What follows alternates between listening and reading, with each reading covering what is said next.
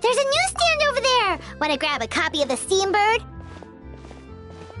We know our Fontanian friends love a little drama. There's no way they let their readers down. Isn't that Charlotte?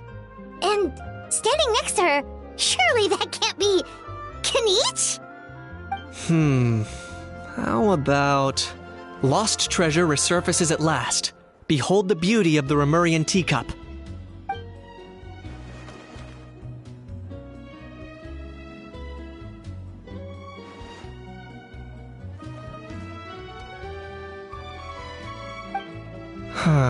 Pretty shocking. But it still feels like it's missing something. Ah, got it! Udex gravely wounded in shocking stabbing. Set to miss cross-border smuggling trial.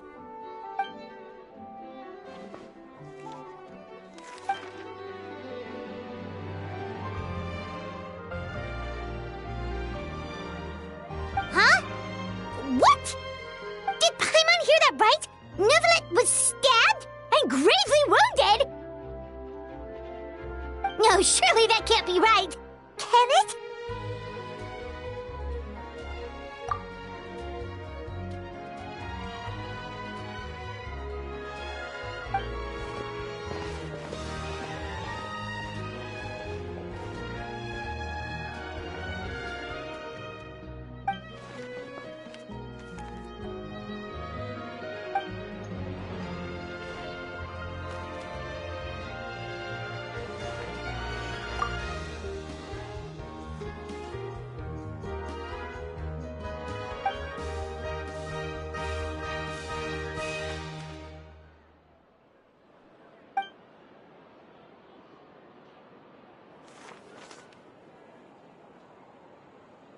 Hey there, you two.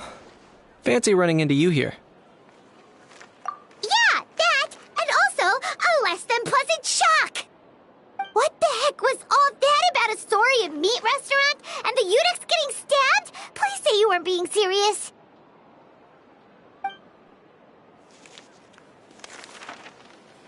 Trading tabloid headlines? Yeah.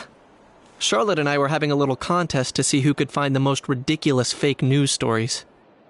Either I got lucky, or I have a knack for honing in on the most outrageous material.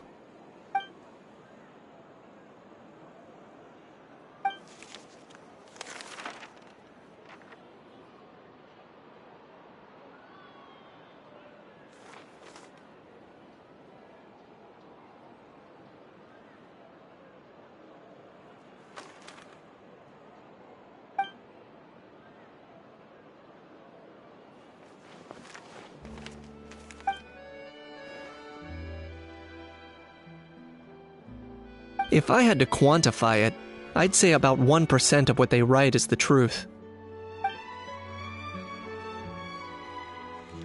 Huh? Him? Lenient? Oh, you gotta be kidding! Ah! Don't get me wrong.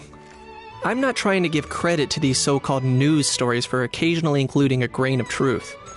All I'm saying is, even the wildest leaps of the human imagination are always rooted in reality. You mean all those fake headlines you mentioned actually do have some basis in fact? Sure they do. For instance, there was in fact a smuggling trial recently. Considering the amount of speculation surrounding the smuggled goods, it's no wonder there are rumors about restaurants serving saurian meat or teacups being unearthed from ancient ruins. But in reality, the goods in question were simply a few ancient relics dug up from ruins in that land. Rest assured, no saurians were harmed in the process.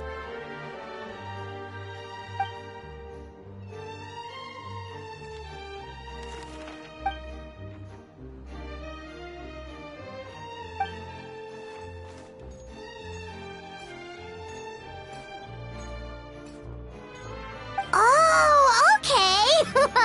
Paimon was so busy freaking out about those headlines that she totally forgot to ask why you're here in Fontaine, Kinich.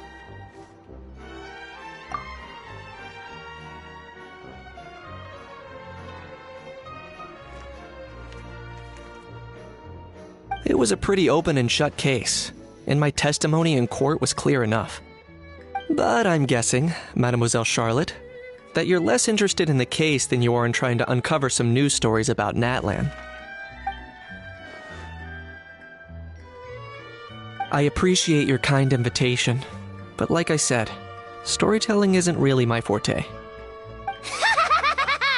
Kaniche the speechless! Kaniche the tongue-tied! Huh? If you're dead set on doing an interview, why not talk to the Traveler instead?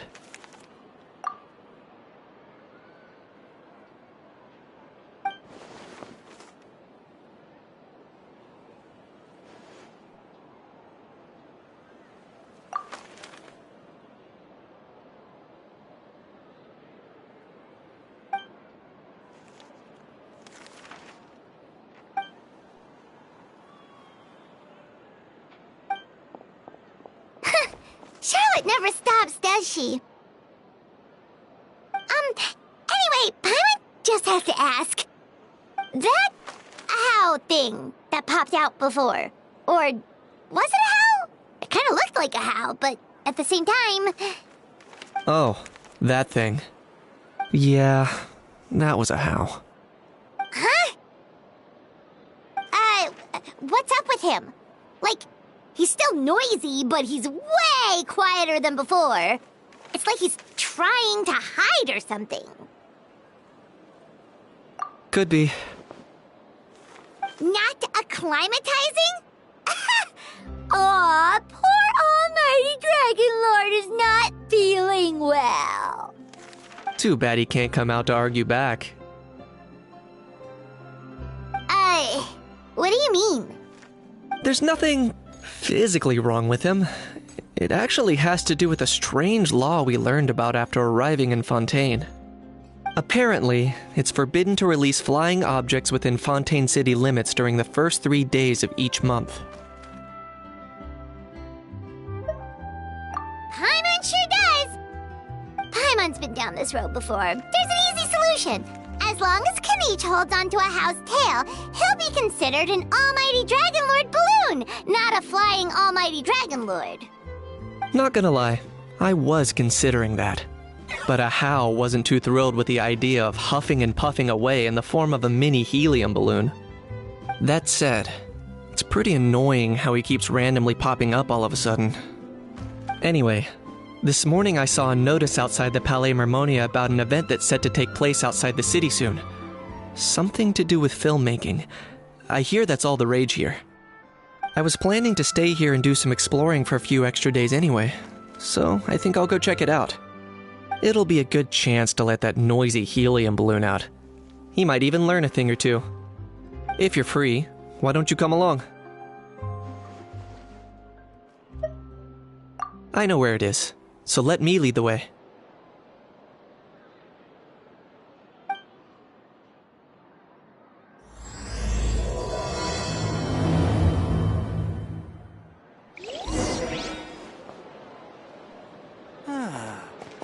So these are the kind of headlines they're going for these days.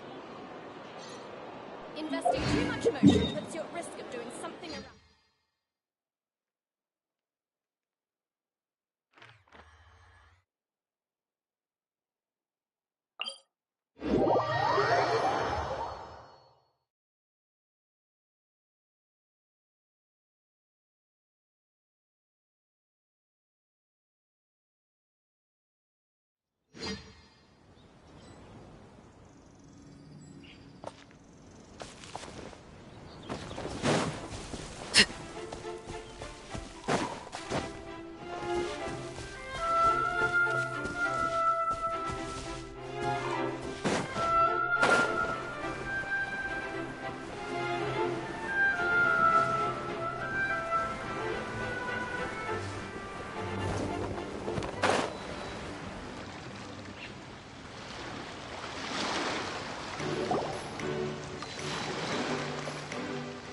Looks like I remembered correctly. Here we are. Wow, this is awesome! Hard to believe it was just an empty beach before. Yeah, it was still completely deserted only a few days ago when I passed by on my way to testify at the Opera House. There must be some efficient workers in Fontaine. Quite impressive. A few days? One night was all it took. Rap-a-tap-tap, ta-da! But is this all it takes to blow people away? Oh, no. Given my past experience, I can't let myself get carried away. Well, I can't believe you actually remember me. It's me, Lepine Pauline. That's right, the unlucky one.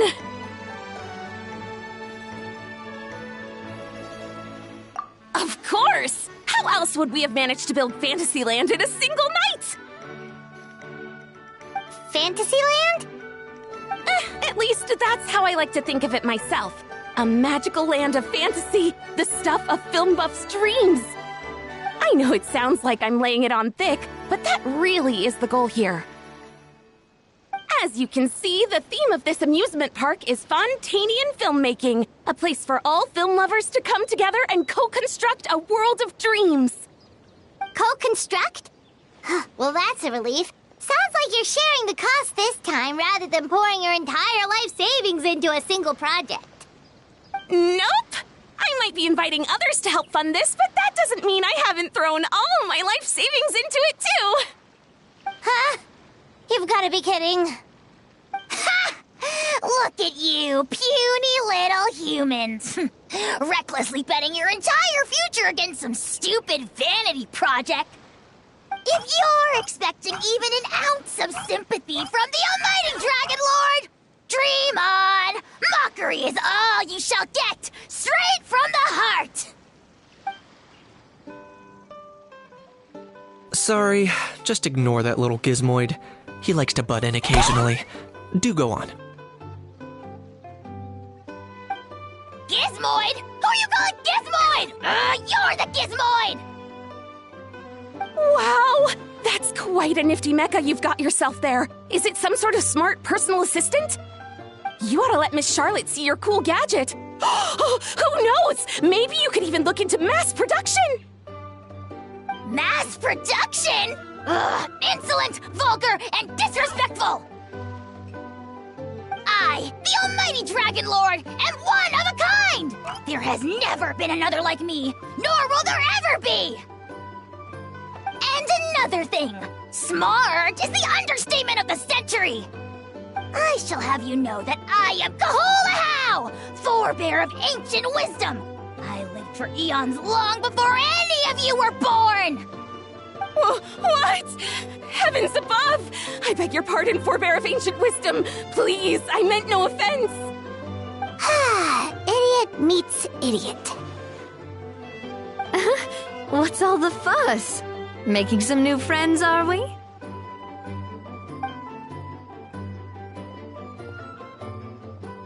Miss Navia!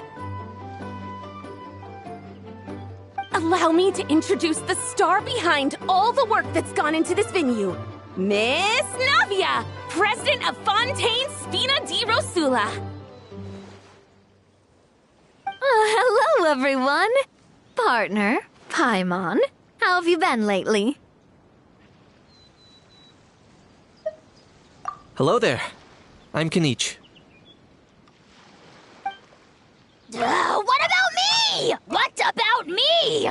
My useless servant can't even give me a proper introduction. You think someone yelling their name out in the middle of a public street really needs an introduction? He's not wrong. I caught yours just now, in fact. So, you must be the almighty Dragon Lord, Mr. Ahau. It's a pleasure to meet you.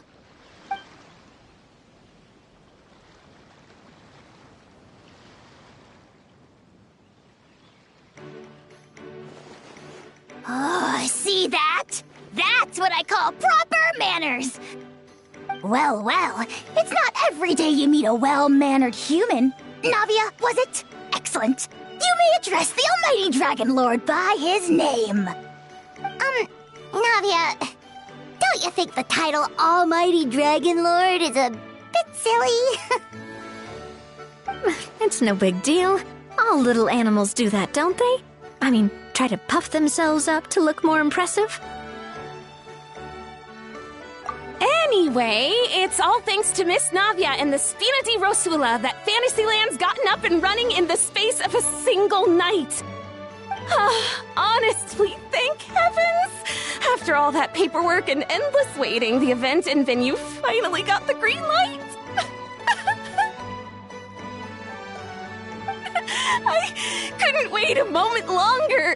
The second the approval came through, I reached out to President Navia, hoping she could lend a hand. After all, who else but the Spina di Rosula would indulge such impulsive demands?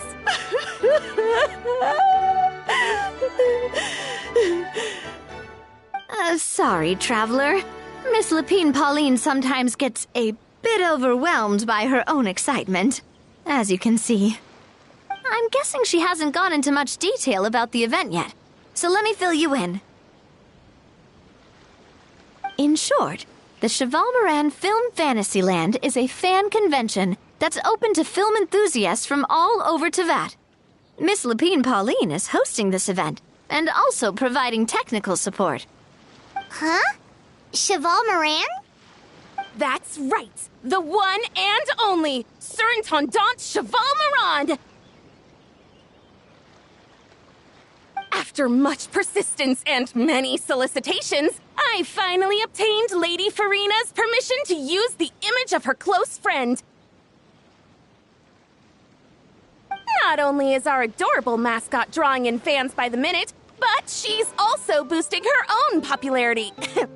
And that was always the goal, a win-win arrangement. It's been a while since we last met, but still, it's a surprise to hear Lapine Pauline coming out with such sensible ideas. By the way, Miss Lapine Pauline, have you decided to switch careers and go into film tech? Not exactly. By chance, one of the prototype lenses I developed caught a photographer's eye, and it's now being used for the latest cinematic productions. Thanks to this unexpected opportunity, I've had the chance to invent various film-related equipment and props. That's right. So don't underestimate Miss Lapine Pauline, our resident engineer. She's the technical powerhouse at the core of this entire event. As for the Spina di Rosula, we're mainly here to take care of planning, operations, and management. For anyone feeling inspired to set up a booth, Miss Lapine Pauline and I will provide the necessary technical and operational support once their application has been approved. By the way, traveler, are you at all interested in taking part? It would be a chance for you to earn some extra income. Plus, with your skills, I'm sure you could bring something special to the table. Paimon would be even more tempted if you were to, say, throw in one of those fancy feasts she's seen in those gourmet food reels. Well, as it happens, that'll be a piece of cake. Everyone needs to eat, whether they be tourists or the stall owners themselves. So thanks to Miss Navia's help, we've managed to invite none other than the celebrity chef, Miss Escoffier, to run our theme restaurant. Look over there!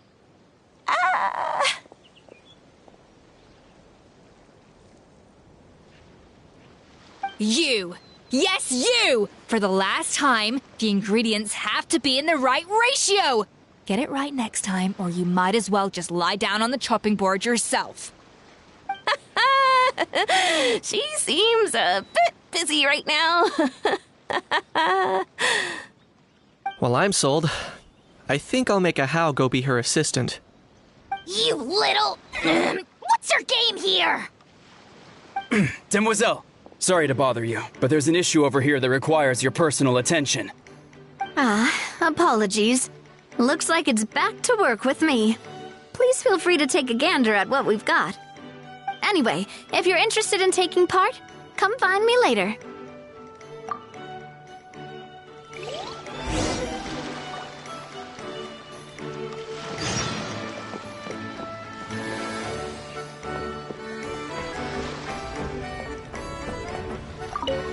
The fresh vegetables from the new batch are exceptional quality. I just wish I could say the same about the new staff.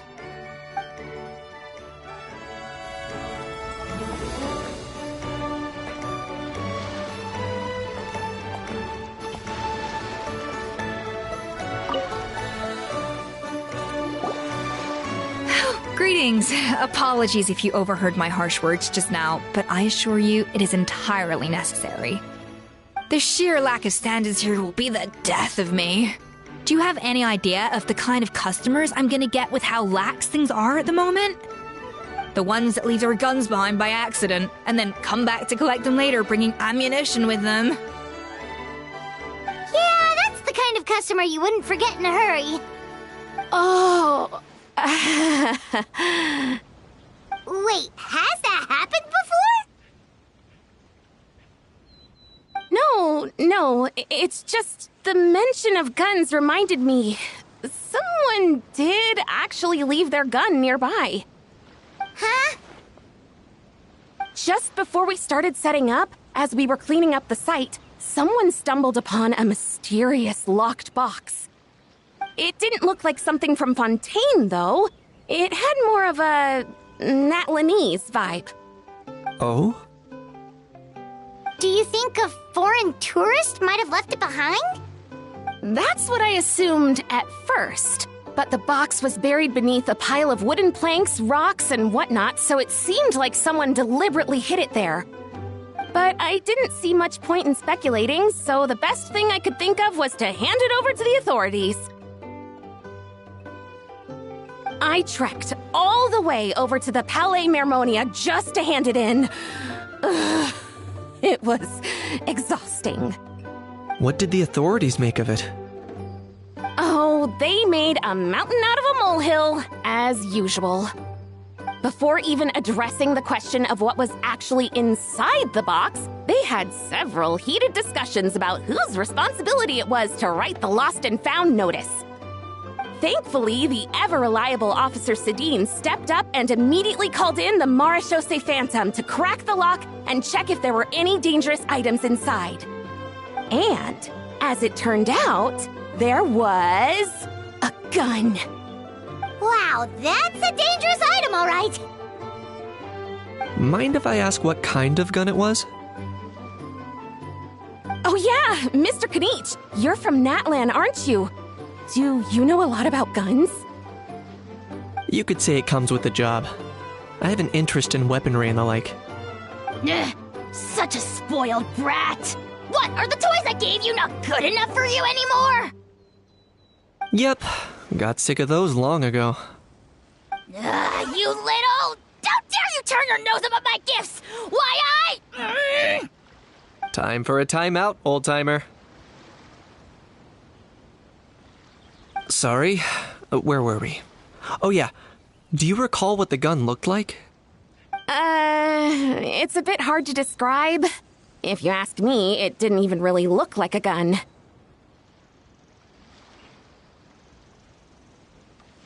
Give me a second. I'll knock out a quick sketch.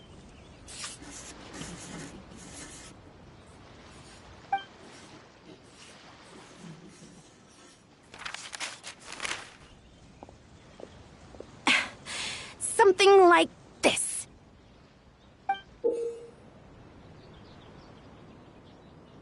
Whoa, it's so neat and precise!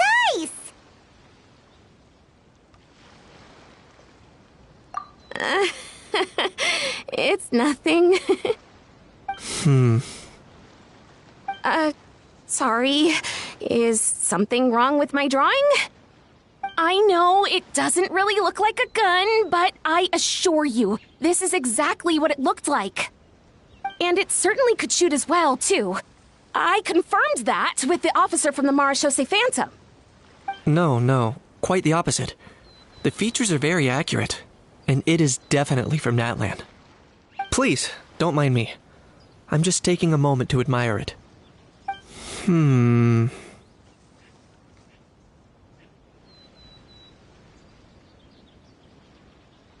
I should be the one thanking you. Thank you, and everyone else for your support. Don't mention it. Besides, we haven't really done anything. Not at all! The buzz and excitement you guys bring is exactly what this event needs! Oh dear, I'm starting to feel a bit guilty watching everyone else toil away. Guess it's about time I got back to work too. But Just before I go, one last thing. Traveler, it's wonderful to see you. Here's to a successful collaboration!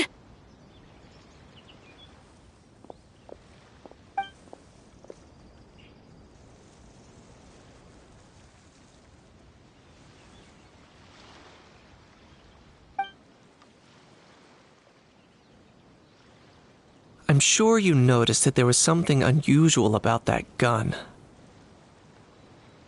Correct.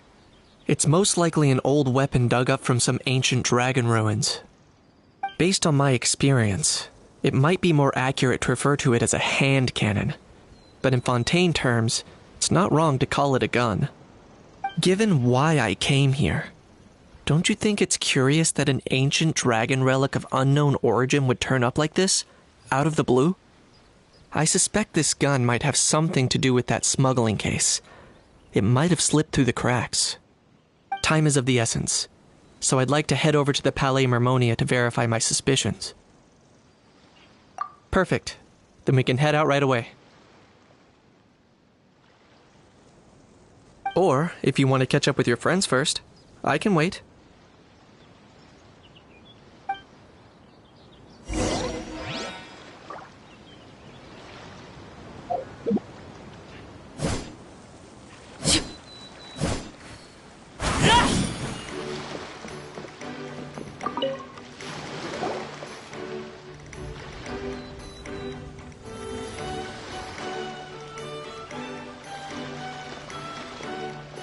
Traveler, it's you! Ready to join the Cheval Moran Film Fantasyland crew?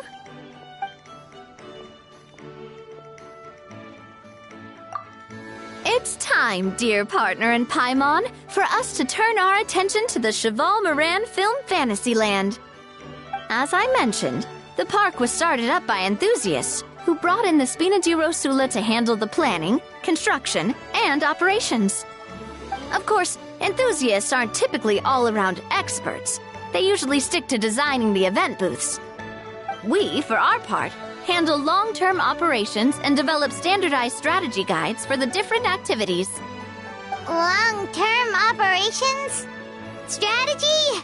It all sounds so complicated. We spend most of our time adventuring and we barely have any experience running a stall. Do you think we can handle this? That's more like it. You've seen it all before, haven't you, partner? I'd even go as far as to say you've shaped some of Tevat's biggest business ventures. Anyway, first things first. Let's get an overview of how the whole festival's gonna be run.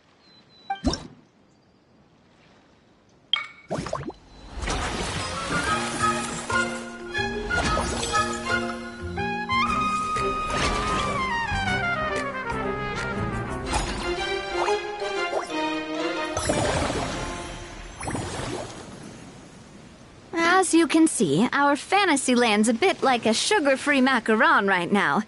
Several areas are still under construction. The Spina's only been able to hire a limited number of craftsmen. Besides, we don't have enough experience to handle multiple projects simultaneously.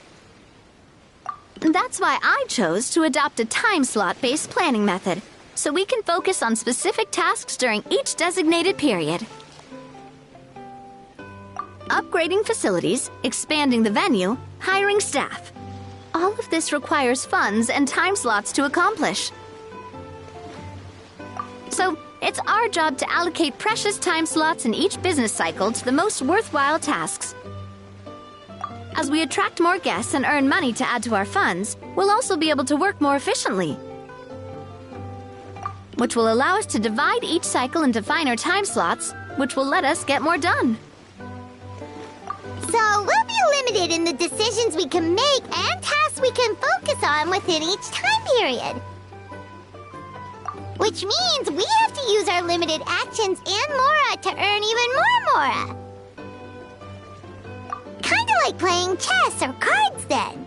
Cooking up a strategy in advance is gonna be key.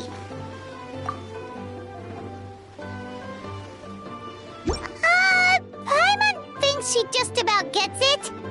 How do you feel about it, Traveler? on, we can do this! You mentioned standardized strategy guides just now. Does that mean there are non-standard ways to take part too? Of course. Film and entertainment mean different things to different people. And there's gonna be a wide range of exciting activities for people to try out. If we're not careful, some visitors might wander off and end up getting in trouble. And others might pick up dangerous props by mistake.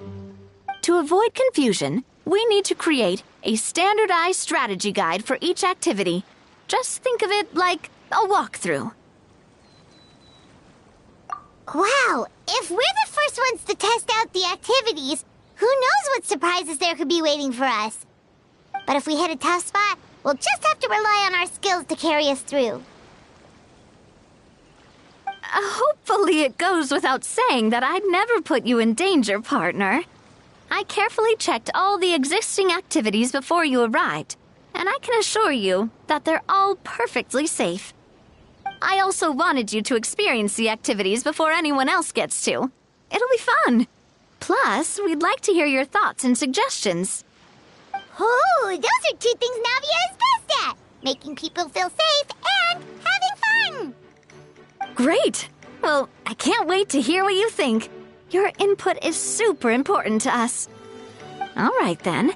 Let's start with eclectic escapades and put our first guide together.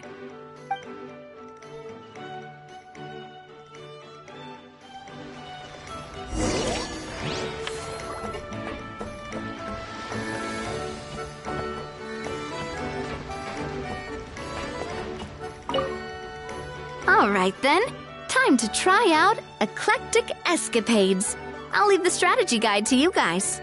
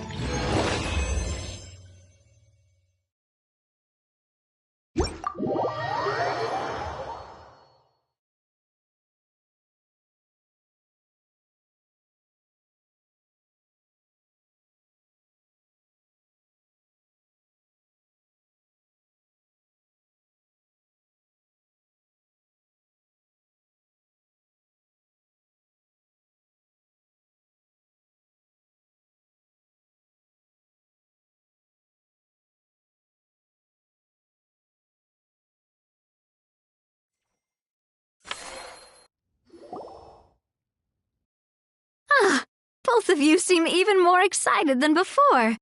Looks like your first trial run didn't disappoint.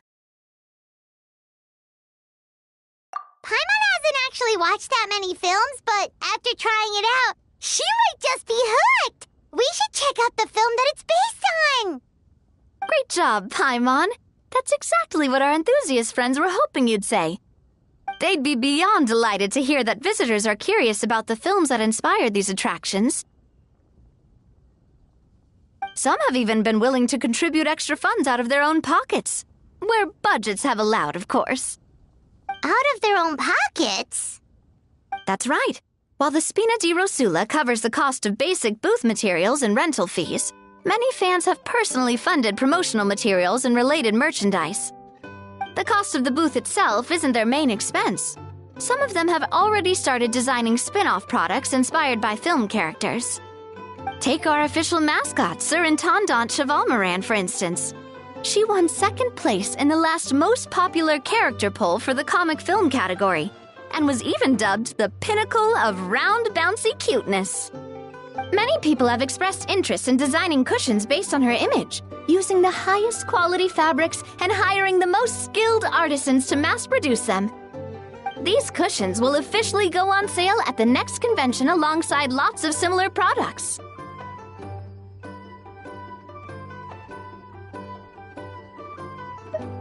Don't worry. As Surintendant Chevalmoran's guardian and official image rights agent, Farina's already getting 60% of the sales revenue. After all, the fans are doing this voluntarily, not for profit, but to promote Surintendant Chevalmoran's adorable image. The more Mora ends up in Farina's purse, the better Surintendant Chevalmoran's meals will be. And who wouldn't be happy to hear that? Oh, Paimon likes the sound of that. Everyone working hard for something they all love without worrying about profit. Still, we can't just ignore Mora completely. Whether it's fan creations or official commercial projects, some level of financial balance is still necessary. The same logic applies to the Chevalmoran film Fantasyland taken as a whole. Once we finish the standardized strategy guides, our attractions can officially be open to the public. But we can't take personal charge of the ticketing process. There's plenty of work to do at the various booths, and the park itself is a work in progress. We'll need to assign dedicated employees to maintain and manage each attraction. There's a recruitment section on the park's bulletin board. We've received many applications, and each candidate has their strengths. Our job is to match the best candidates to each attraction based on their overall performance. Once assigned, the staff will keep the attractions running, ensuring a continuous revenue stream. Wait, so we've suddenly gone from being playtesters to heads of human resources? That's definitely a first for us. Just don't hold everyone up to your own standards, okay? You can't expect everyone else to be as capable as you. Alright, time to review some resumes. Fingers crossed we'll get some exceptional candidates.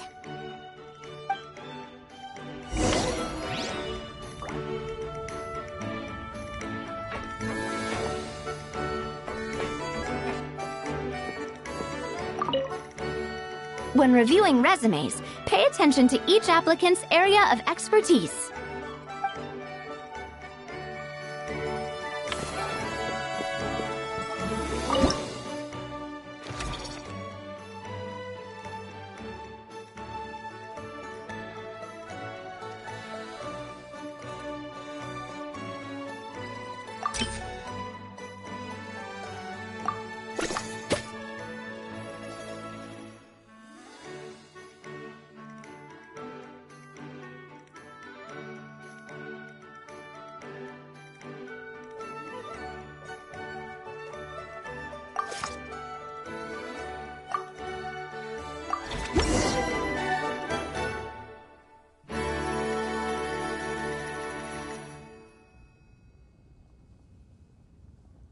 Looks like this particular employee is really getting into their role.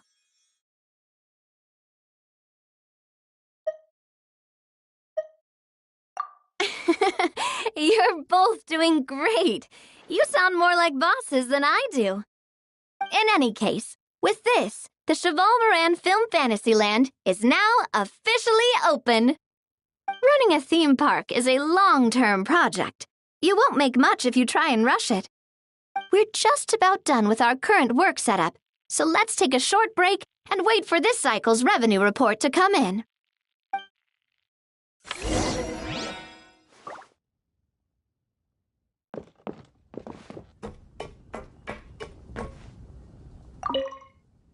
Well, this cycle of operation sure got us off to a good start.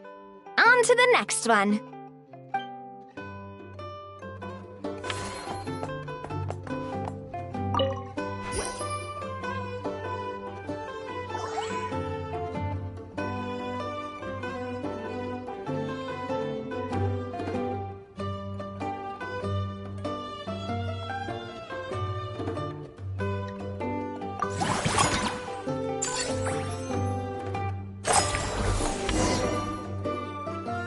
Well, the numbers might not look that impressive, but given that we're just getting the ball rolling, I'd say that wasn't a bad start. Building on this momentum, we must consider rolling out more unique business strategies during the next cycle. To draw in the crowds, I've invited one of Fontaine's very own celebrity chefs, my good friend Escoffier. She'll be performing right here in the amusement park's restaurant. On that note, let's go catch up with her. So, is the restaurant part of our business strategy too? There are so many layers to this operation.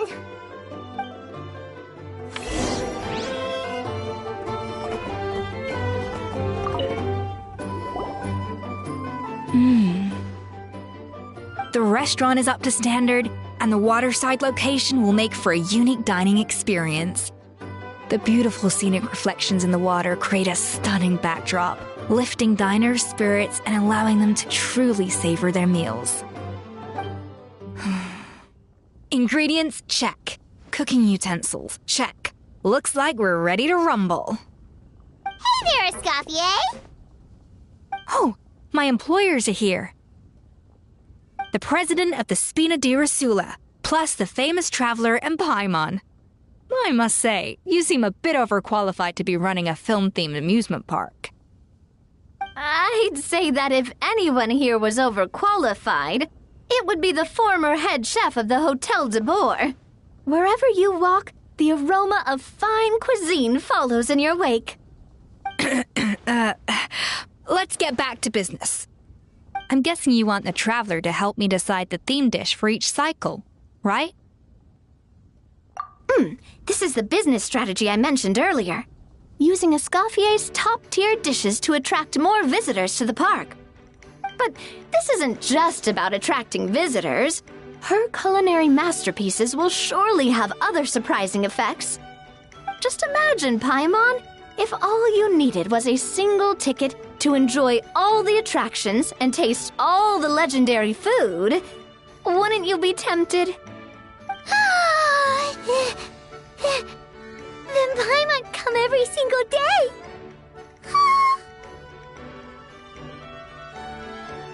Now, here's the twist. To get the most out of this strategy, the menu can't be made public.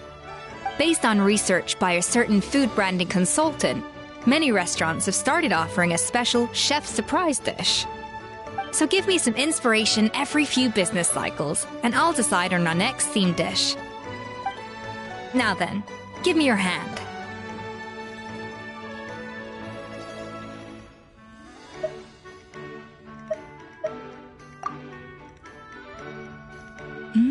A warm and energetic feel. Your hands are calloused from wielding your sword, but still quite delicate. When you grasp its hilt, it's like you're holding the bow of a violin.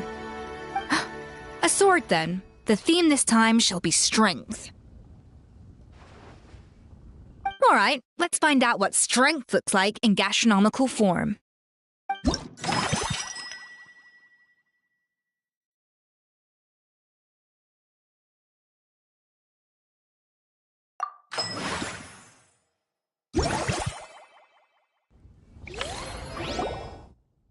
I've refined the sauce for these barbecue ribs. It's a richer flavor than the classic version, but not at all greasy.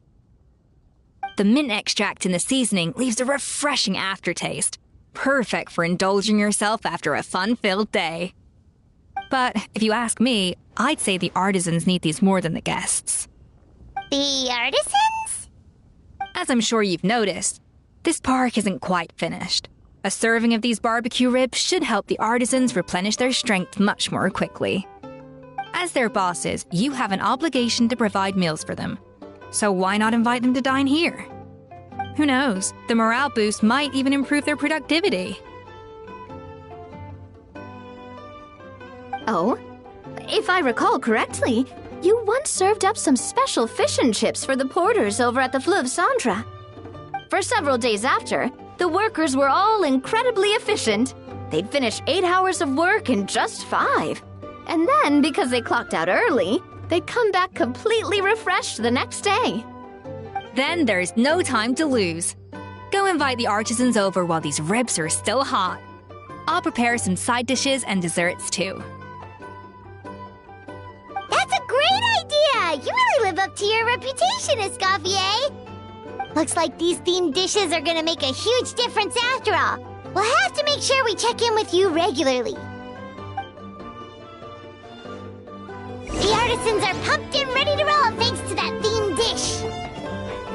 And perfect timing, too. Let's take this chance to take the facilities of our eclectic escapades to the next level.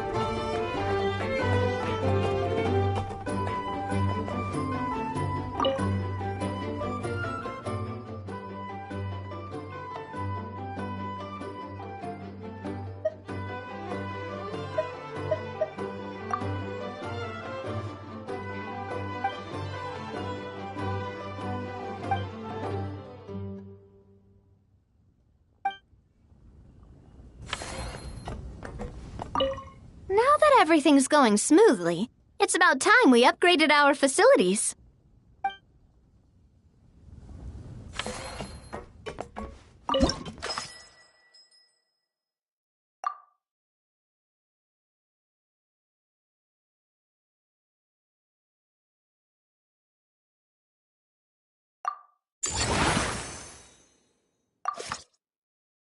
We should be able to attract more customers by upgrading the stall, don't you think? That's right. Based on my business experience with the Spina di Rosula, I've quantified the service value to help you intuitively understand how satisfied customers are with each stall. An attraction will reach its ideal revenue only when its service value meets customer expectations. As we improve and expand our facilities, expectations will also increase accordingly. When that happens, we can deploy more capable employees or invest funds in training to enhance our employees' skills.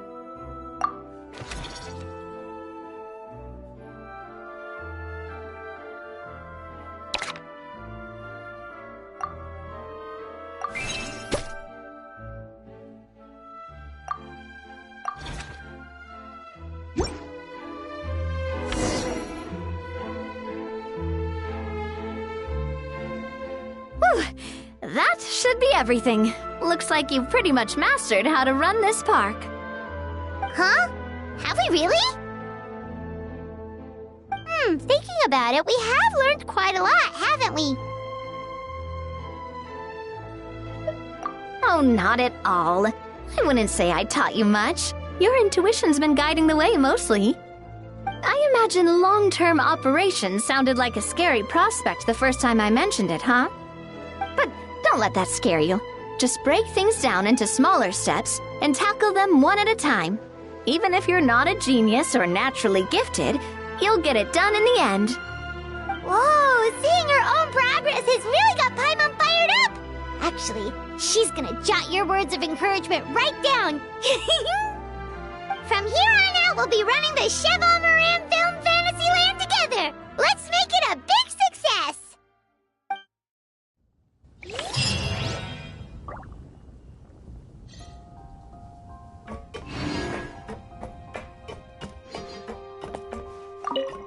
You've got this park off to a great start, partner.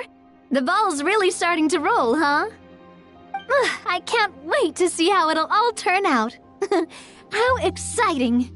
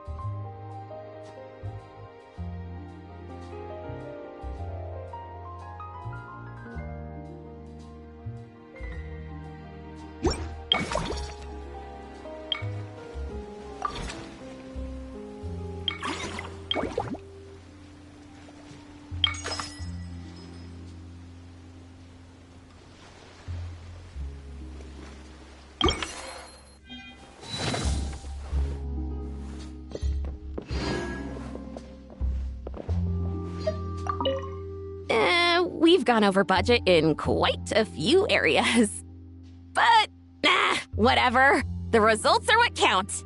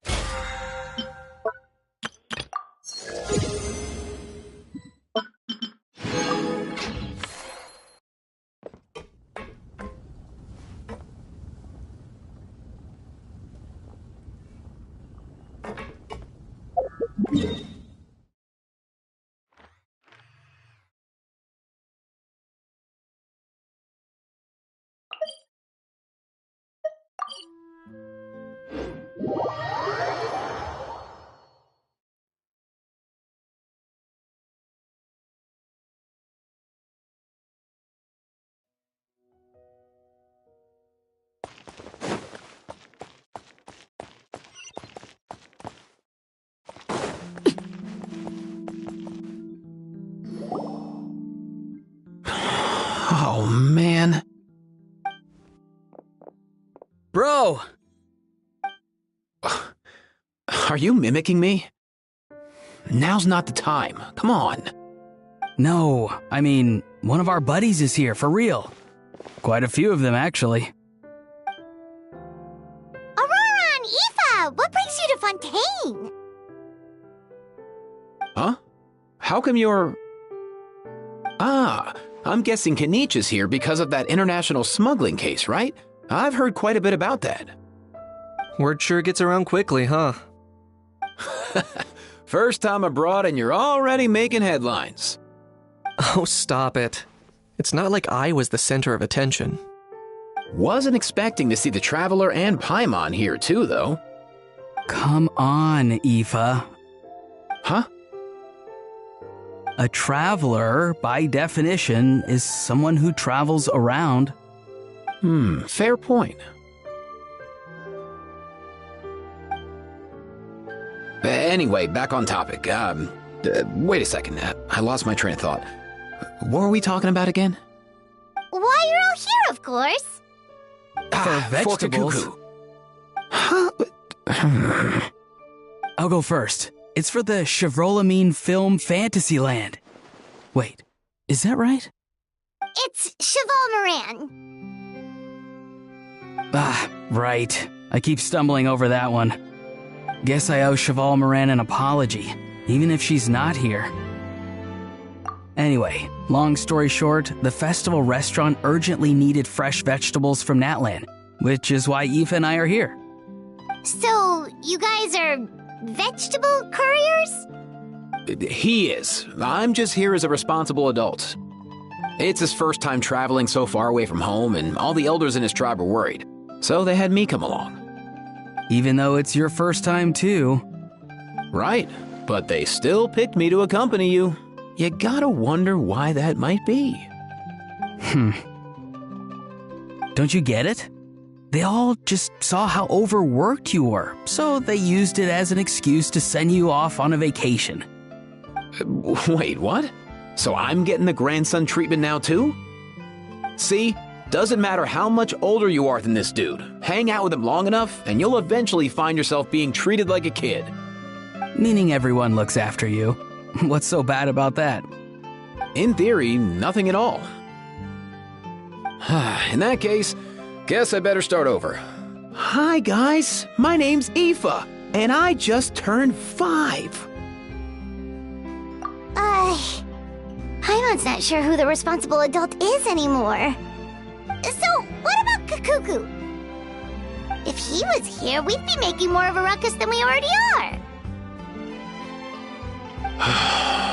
That's exactly what's got me worried. Aoife, there's nothing to worry about. You're a big boy. You can handle yourself now even without Kakuku. You think that's what I'm worried about? Anyway, my priority right now is Kakuku. Suffice it to say, Kakuku's in big doo-doo. How so? He's so small, and all he knows are a few harmless phrases. What kind of trouble could he even get himself into? Let me guess. Did he get caught out by the law on flying objects? Bro, you too? Not me. How? Oh, that pesky little chatterbox. So that's why he hasn't interrupted us this whole time. Guess he's too scared to show his face. That, plus he's already spouted enough nonsense for one day. So I've put him on mute until tomorrow. Nice one. If I was even half as decisive as you are, I would have kept a closer hold on Kakuku so he didn't get a chance to go flying off. Oh no, bro. Or rather, did Kakuku get caught by the guards for flying around? If they had managed that, we'd at least be able to track him down. But when the guards started chasing him, Kakuku flew into that building next door. I wouldn't be surprised if there was a high-stakes pursuit going down in there as we speak. Just like one of those cool crime movies. Which building? That one? Yup, that's the one. Kakuku sure has a good eye for a getaway. It's the tallest building around. I may be able to fly up pretty high, but checking every last window would still take quite a while. As for Aoife, well, let's just say he's not flying anywhere without a Saurian. Sorry about that. Not like it's my fault, though. You don't have to apologize on my behalf. Wait a sec. What's this got to do with how high you can fly? Kakuku's got himself into a real mess here, like a panicked animal running straight into a trap. It's pretty worrying. I'm starting to picture him flapping through a barrage of gunfire while important documents are flying about left, right, and center. Heck yeah! If anyone can pull it off, it's Kakuku. He's always been such an awesome Saurus. I believe in him.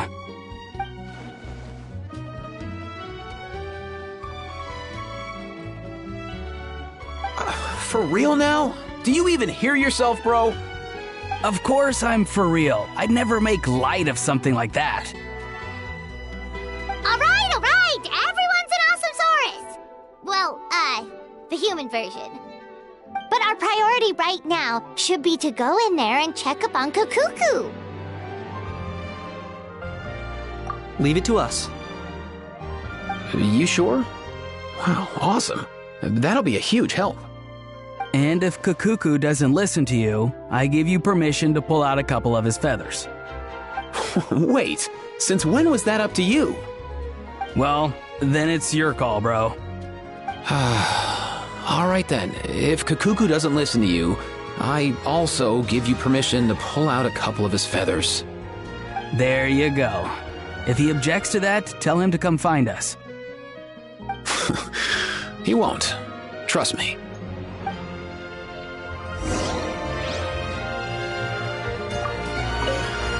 Back when we first met Kakuku in the wild and I begged you to take him under your wing, I never imagined you'd end up spoiling him rotten.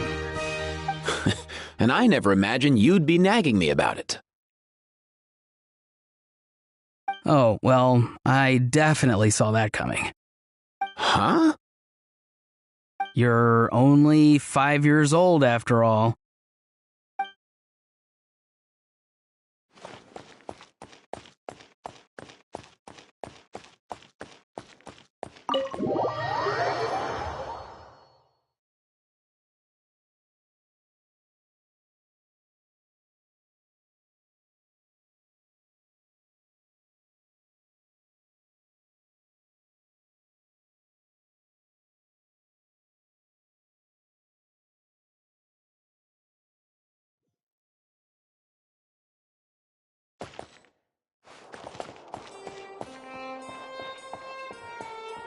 Nothing new there. The first few days of every month. What's all that commotion?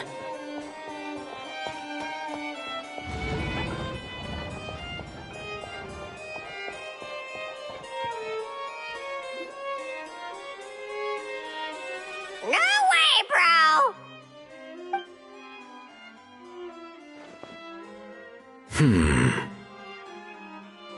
Did he say he came from Natlan?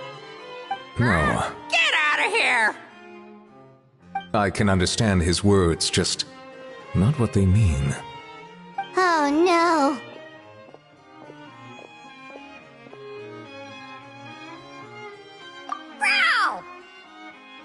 Bro! He keeps repeating the same things over and over again. Oh, you know one another.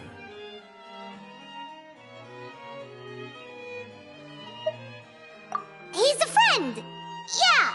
A Saurian friend of a human friend! Great. Well, that was easy. Looks like we've tracked down the owner. Guess that's one less lost and found notice for you to write, Monsieur Neuvillette. For real?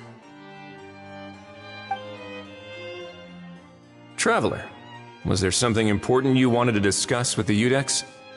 I'm just about done with my business here. Need me to step out? Stay and hear them out first. Perhaps it will have some bearing on your own work. If I'm not mistaken, you are the same Mr. Kanich who served as a witness in the smuggling trial? I take it there's been a further development in the case. That's right. Very perceptive, Mr. Udex. So you've met Nervalette before? But wasn't the trial overseen by another judge? I've seen his photo in the papers. But as for this other gentleman... Allow me to introduce you to Mr. Wriothesley, administrator of the Fortress of Meripede. Or in layman's terms, Fontaine's prison warden. Please, feel free to share anything about the case. There's no need to keep anything from him. Pleasure to meet you. Pleasure to meet you! Wow, that sounded just like me. But should we really discuss official business in front of the Saurian? Oh, wow! Oh, no! I believe he said... Or rather, I suppose he meant that he'll keep this to himself. Though I should mention, Mr. Kukuku, that we will have to ask you to sign a confidentiality agreement. Sure thing, bro!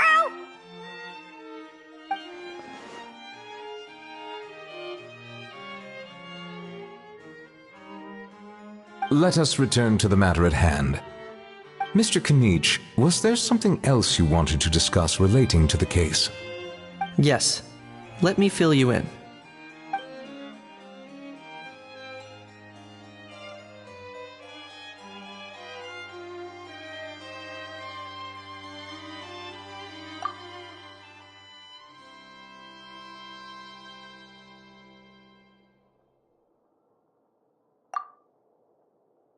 Wow! It really is exactly like Lapine Pauline's sketch! That must be all that practice drawing engineering blueprints, huh? So if it's true that this weapon came into Fontaine alongside the contraband from the smuggling case, then there's a high chance we overlooked a suspect. That's exactly my line of thought. I see. Mr. Kanich, thank you for reporting this promptly. I'll arrange for the Marechaussee Phantom to investigate right away. We should begin by questioning the prisoners in custody. Wriothesley. I'll sign off on the interrogation request. Don't you worry. That would be much appreciated. It's lucky that the Palais Mermonia wasn't scheduled to release any public bulletins today, and that this guns lost and found notice hasn't been written up yet. In other words, the news hasn't leaked. I'll be staying in Fontaine for the time being.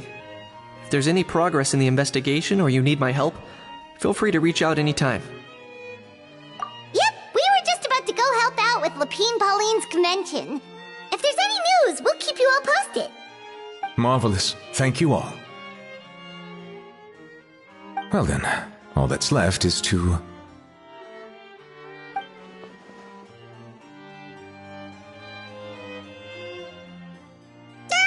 You miss me, bro?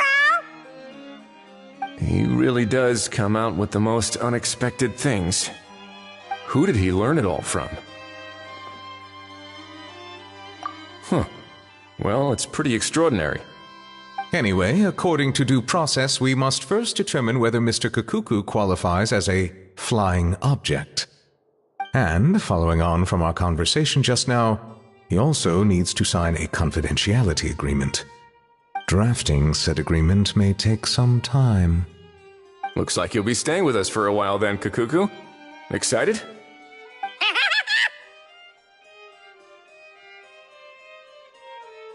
That would save us a lot of trouble.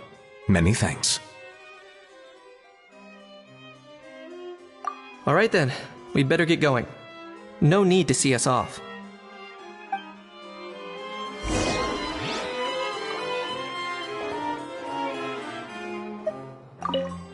I know you mentioned a while back that people from Natland would soon start showing up all over the world, but I hadn't expected anything like this.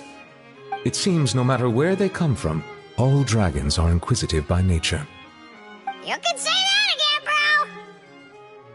bro! The same might well be said for humankind.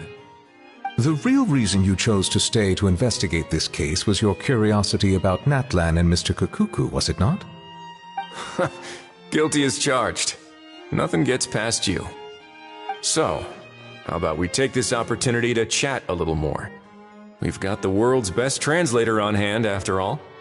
Sure thing, bro!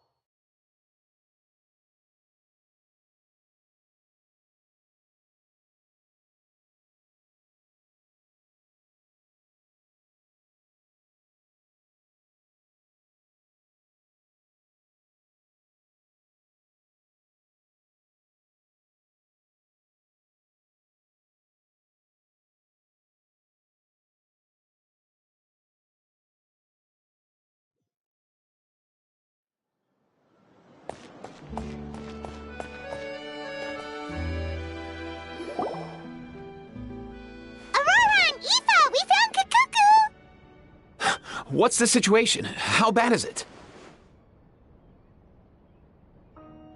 Oh no. When I saw that Kakuku wasn't with you, I'd already prepared myself for the worst. Relax, Aoife. Maybe Kakuku just prefers high-rise living now. Sometimes you just have to let the kids grow up and make their own choices in life. For real now? Do you even hear yourself, bro? It's not that bad. Kakuku's fine. Still very much alive and kicking for starters. He hasn't been arrested either, so no jail time.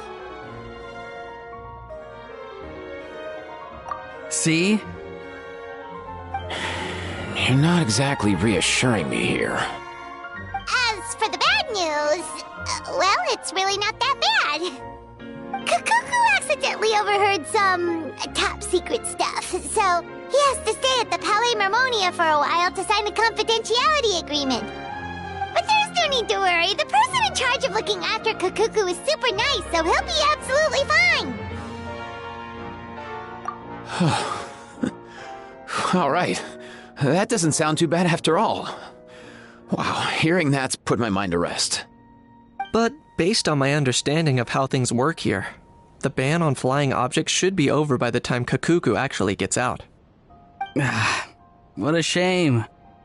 Oh well, I guess we'll just have to go have some fun without him.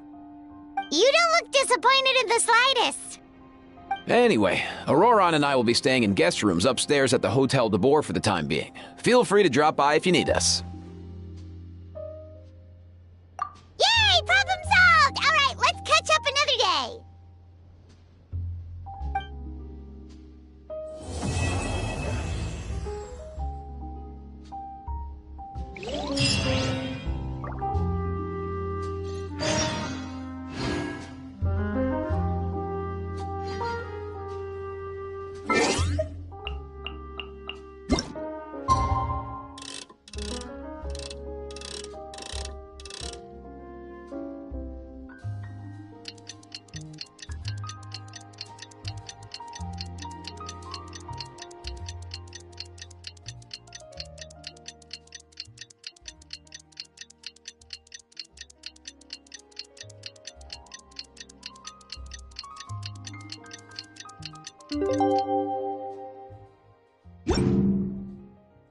Something you wish to report? It's been a few days. Ban on flying objects should be over by now.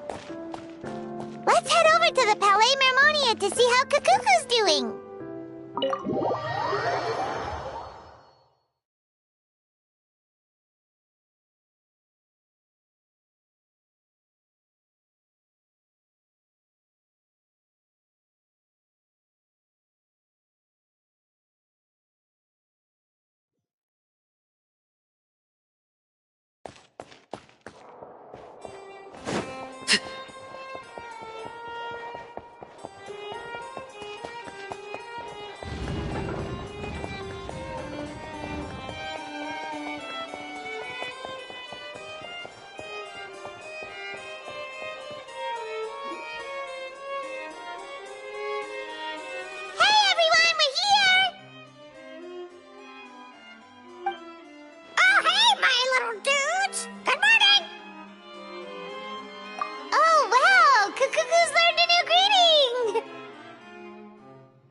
Is that good news or bad news, though?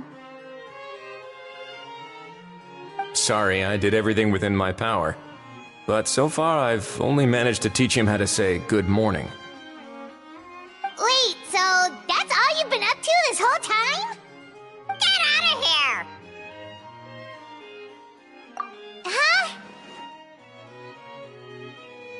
Okay, so good mornings aside, please tell Paimon there's been some other progress too. Of course. That's why I'm here. Kukuku's not the only one that Mr. Ridesley's been getting to talk. I'm referring, of course, to the convicts. It was nothing. These guys weren't exactly tough nuts to crack. So, what's the deal? After racking their brains, they remembered speaking to an inconspicuous middle-aged man just as they were preparing to pack up and leave Natlan. He was dressed in the manner of the Children of Echoes and carrying a box. Plus, the description matches the one the gun was found in. All in all, he didn't look any different from your average Natlanese traveler. Perhaps seeing that they were dressed as merchants, this man stopped for a chat, inquiring where their goods were headed, and even asking if they could share a boat. The smugglers were very cautious, though.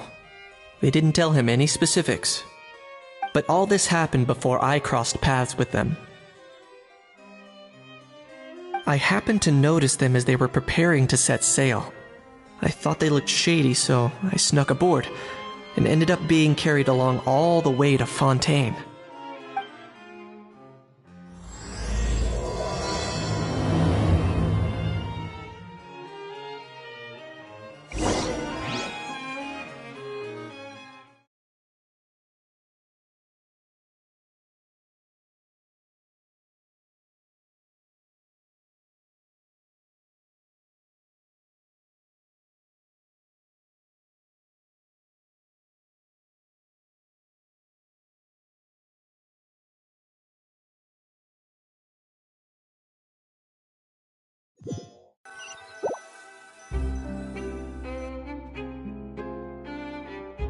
Boss, do we know if those Fontanians will even like this stuff? What if we can't shift it? And that's why we call you a rookie. It's all supply and demand, kid. Supply and demand. Natlan's foreign trade is just starting to lift off. There'll be a market for it, you'll see. That's right. So stop giving the boss trouble, rookie. Just do your job and keep an eye on the goods. Are they merchants? Have they come to Fontaine to do business? Scarred face. Calloused hands. On closer inspection, the fabric looks worn at the knees and elbows, and his fingernails are dirty. Not exactly your typical merchant. Could he have previously been a warrior? Or even an adventurer? Something feels off. I'd better sneak up and get a closer look.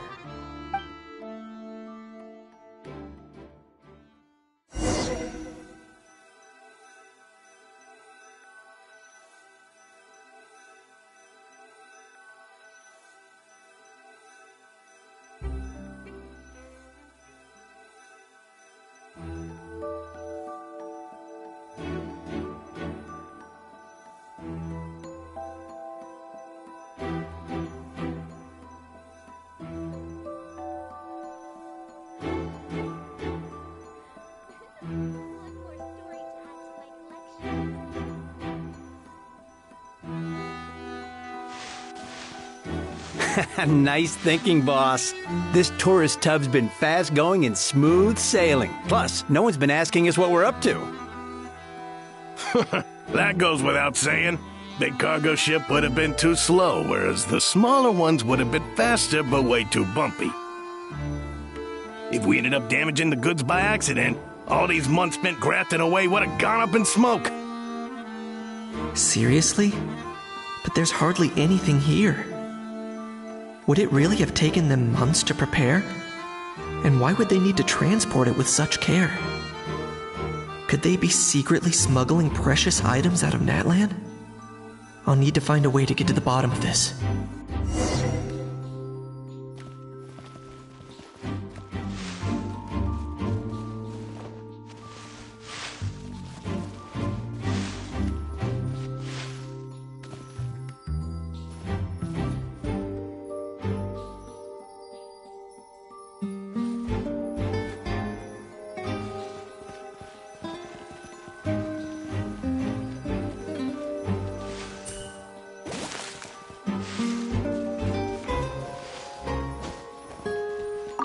Let's go hear what these criminals have to say for themselves. Sure enough, there are relics inside the box. It's illegal to smuggle such items outside Natlan.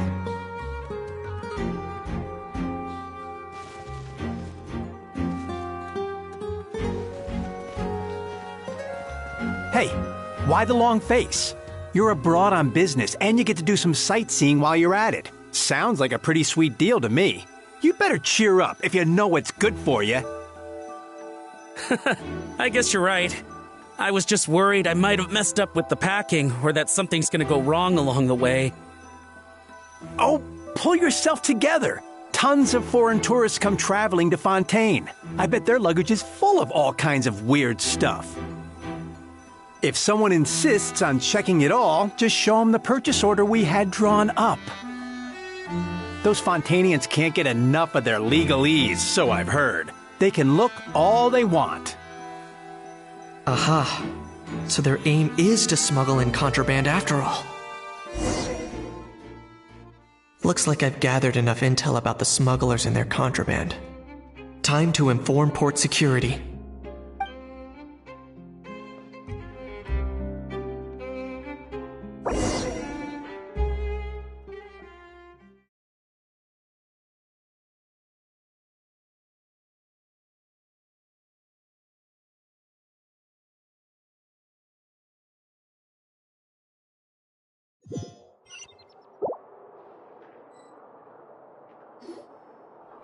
So anyway, that was when I went and told the Fontainian guards about my suspicions. After an investigation and a chase, they finally apprehended them and sent them on their way. Well, guess they're headed exactly where they should be. Thanks. Based on your recollections just now.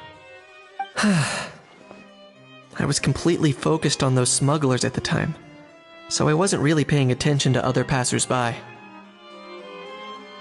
Yeah, Kanish, you did great! In other words, the person who brought the gun here, the one who lost it, has no connection to the smugglers whatsoever. They were working entirely on their own. Oh dear, oh dear! Sounds like Mr. Kakuku wants to chime in? He said this elusive individual's actions are positively mystifying. It's a good observation, I quite agree. However, we still know next to nothing about the person. Perhaps we should start by focusing on the lost item itself.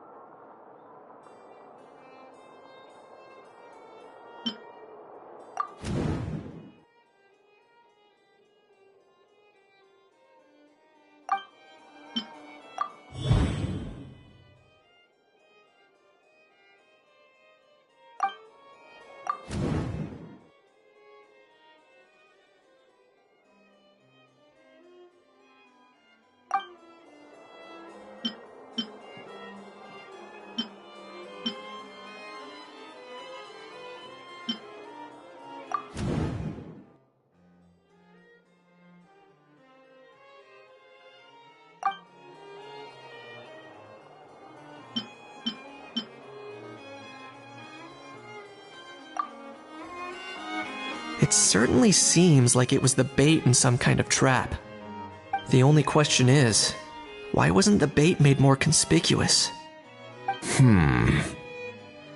Has something sprung to mind? I just remembered a film I watched this one time. Huh? Oh wow, no way, bro! Hold on, let me explain.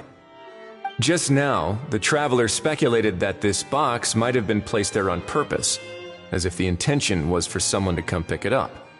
That got me thinking about those films about kidnapping cases. When they demand their ransom, the kidnappers tell the victim's family to leave money or valuables at a designated spot for someone to come pick up. That doesn't merely happen in films. There have been similar cases in real life. In fact, if anything, it's probably the real-life events that inspired the films. Sounds plausible. Ooh, wait. This raises the stakes to a whole new level. If the gun really was some kind of ransom, then since we took kidnappers never got their payment, so... does that mean they executed the hostage? I agree. I don't believe we have a kidnapping on our hands.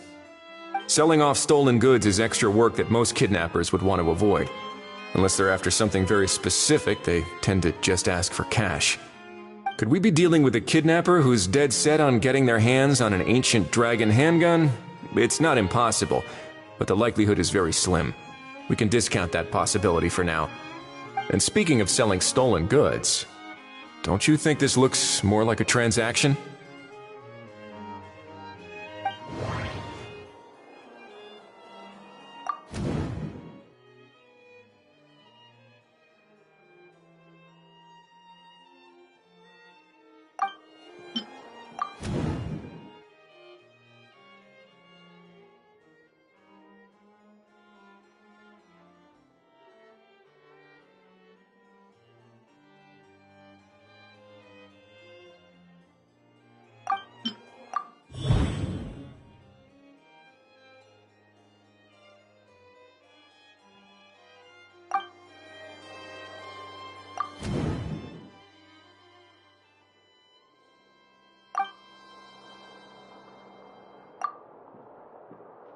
So, bottom line, this was an individual smuggler at work. Exactly. And it was the location itself that caused the deal to fall through. The last thing they would have expected was for a quiet beach to turn into a bustling film convention overnight. Not only is the area now packed with tourists, but the Spina di Rosula have a presence there. I'll bet that both parties were completely caught off guard. That sounds like a plausible theory, but how do we verify it? Looks like your people better start rolling up their sleeves. How so? Easy. Just follow the usual procedure by putting up a lost and found notice. The more routine we make it seem, the more likely the suspect will come forward to claim it. Even if they send a proxy, we're liable to get our hands on new leads. And timing-wise, it's about time we updated the bulletin board anyway. All we need now is a lucky gestionnaire to write up the notice for us post-haste. Ah, so that's what you meant by rolling up their sleeves. In that case, I may as well write it myself. Delegating this to someone else would require an additional explanation. Or are you just not used to asking others to work overtime? Is that really a major concern here? Well, looks like I won't be needed around here. At least until the notice has been posted. You could always wait here if you like. The Palais Mermonia serves a particularly fine cup of tea if that swings it for you. Thanks, but no thanks. I left a very noisy creature with a friend before heading out, so I should probably get back to feed it. Ah, I wasn't aware that you had a pet, Mr. Kanich. Speaking of pets... Get out of here! Out of here! Yep, that's the plan. Out of here indeed. I believe that what Wriothesley is trying to say is, you are free to leave, Mr. Kukuku. Furthermore, it has been determined that Mr. Kukuku should not, in fact, be classified as a flying object. As such, he shall be free to move around Fontaine whenever he so pleases. You're the best, bro! Oh, that really is good news! Travelers, should we bring Kukuku back to Aoife and Auroran? I shall leave him in your capable hands. Indeed.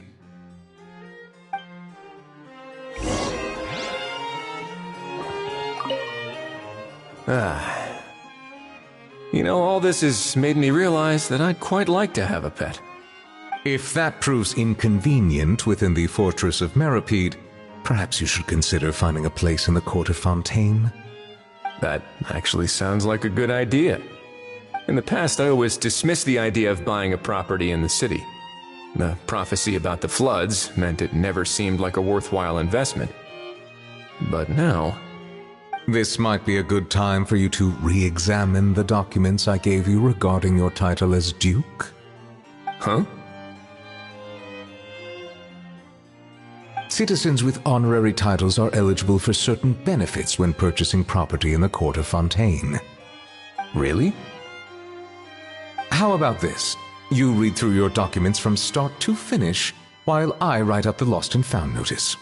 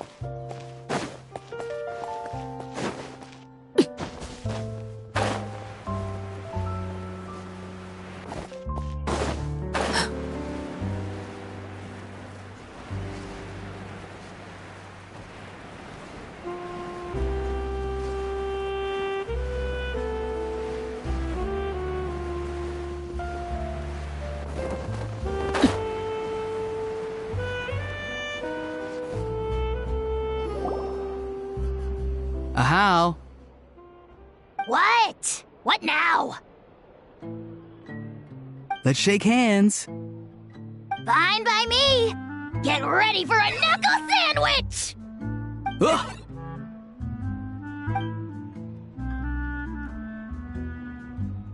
Oh, nice dodge. Paimon feels strangely inclined to keep a safe distance. Did you miss me, bro?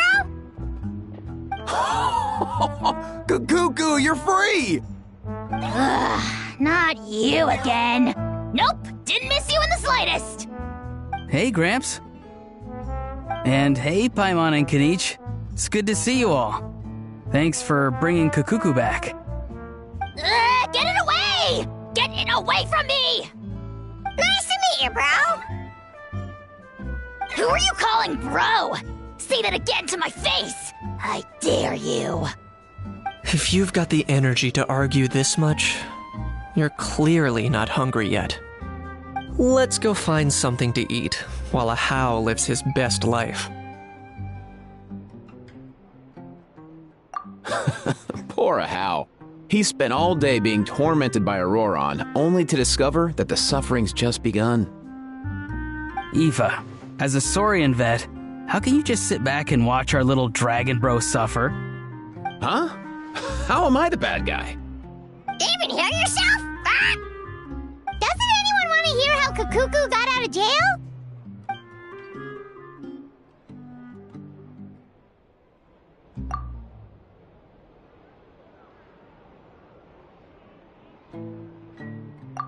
Don't lose hope, How. By the same standard, you have freedom of movement now, too. You're still in the game? Same standard? I will not be held to the same standard as that thing! That's right. You won't. As far as I understand, the Palais Mermonia will want to assess your case on its own merits before they grant you freedom of movement.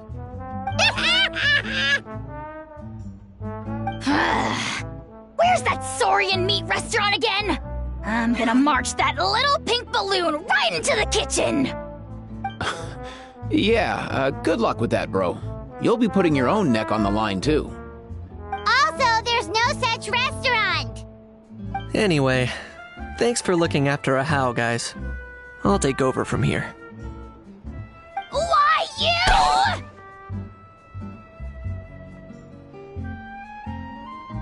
Between the two, Kukuku wins the cuteness competition hands down.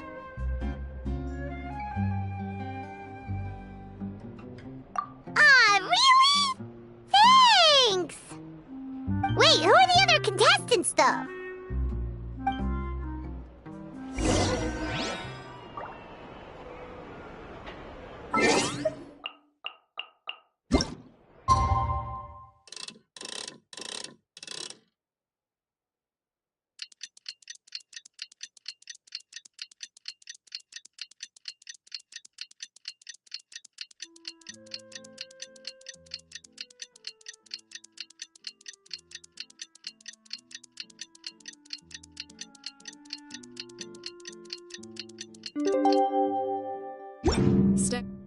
into my eyes is ill-advised. The lost and found notice is up! Maybe we should go hang around the Palais Mermonia to see if anyone shows up to claim it.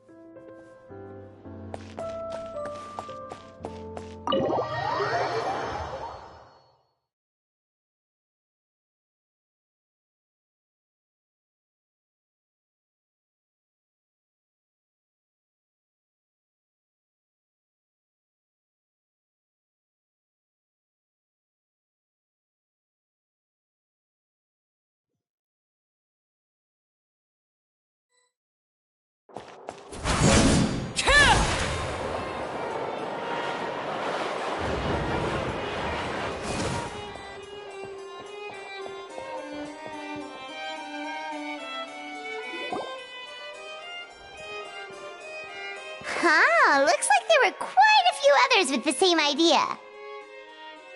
Ah, hello, you two. Have there been any developments? Okay, guess not. Well, the notice was only just posted. Guess it's pretty unlikely that someone would show up right at... Special Patrol, open up!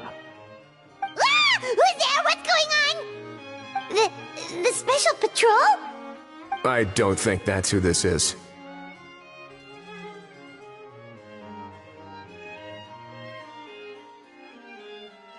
Hey, this isn't the time for silly jokes! Let's go check it out.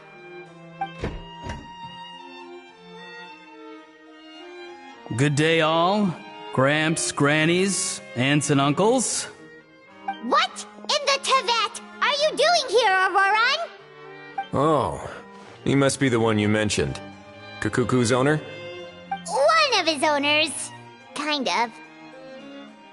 But, bro, what are you doing here? I'm here to claim a lost item.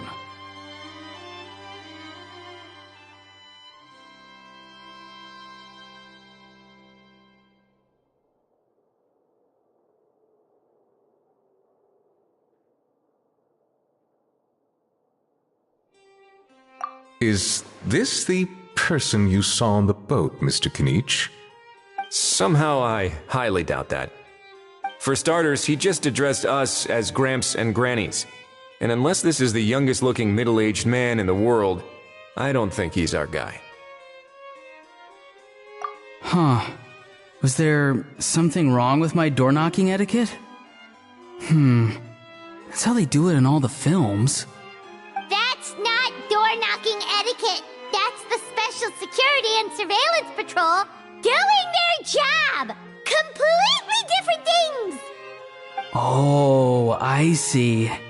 I figured it was just a polite way of requesting entry to show the people inside you had something important to discuss.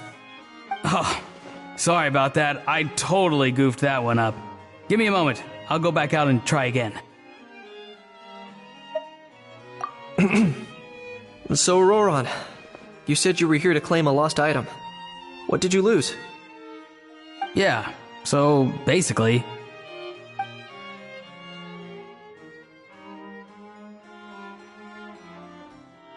For real now?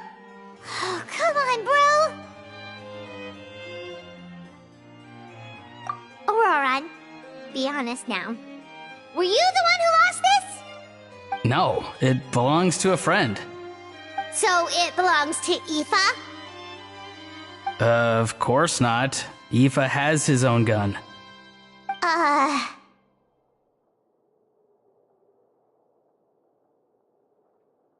All right then. I knew this wouldn't go well. So here's what went down. This morning, Aoife and I were playing rock, paper, scissors. Before long, he'd lost, as he usually does. So we figured we'd head out and visit some of the Cour de Fontaine's famous landmarks. When we got near the plaza, a man suddenly stopped us to ask for help. He said that he had lost something and that someone had found it and sent it over to the Palais Mermonia. But apparently he used to work here and was worried it'd be awkward bumping into his old coworkers, so he asked us to pretend to be the owners and claim it on his behalf. You didn't manage to keep that pretense up for long. It's fine. I'm not the one who feels awkward anyway. So, a former employee of the Palais Mermonia. Was this individual a Fontaine native? Yes, at least I assume so. He looked like a well-dressed gentleman to me. We were about to refuse, but he was so polite. Could it have been a disguise? Oh no. Auroron, Paimon thinks you've been tricked. This person might be in cahoots with the bad guys. Oh, maybe he already took off and escaped as soon as your mission went pear-shaped. No way. I'm not that dumb. Huh? He's not going anywhere. Aoife and Kakuku are keeping an eye on him over at the plaza. Keeping an eye on him. I like the sound of that. In that case, let's hurry over to where Aoife is! Time to catch that con man and find out what's really going on here! Wait a minute, I have a question first. Traveler, Paimon, you're pretty famous in Natland, right? Oh, we're basically a household names. But why do you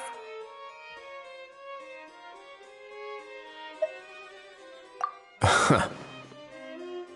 Would that be a problem? Remember when I said that the seller might be watching in secret? If so, then picking Auroron to do their dirty work was a careless mistake on their part. It suggests that the person who got Auroron to claim the item might not be fully in the know themselves. There are plenty of unanswered questions, but standing around racking our brains won't help. However, I still suggest that the famous faces among us, meaning the Traveler and Kinich, oh, and of course, Monsieur Nivelette too, stay here for the time being. We'll empty the box, give it to Auroron, and then he can claim the item as if nothing happened. I'll follow to check if anyone is watching. I doubt anyone would recognize me anyway, so I shouldn't draw too much attention. I think this plan is worth a try. I shall leave it to the pair of you. So, I have to go undercover again, right? Well, not exactly undercover. Just drop the special patrol persona and be yourself instead. Roger that. Over and out.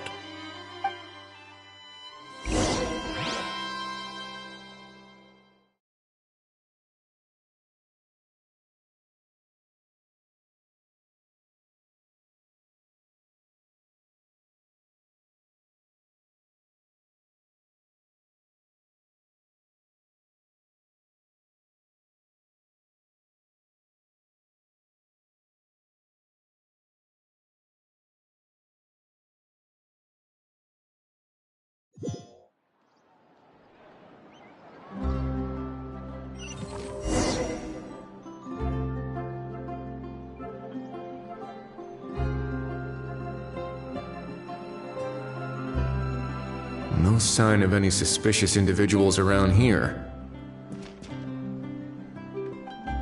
Auroron has entered the elevator as planned. I'll head over to the plaza now.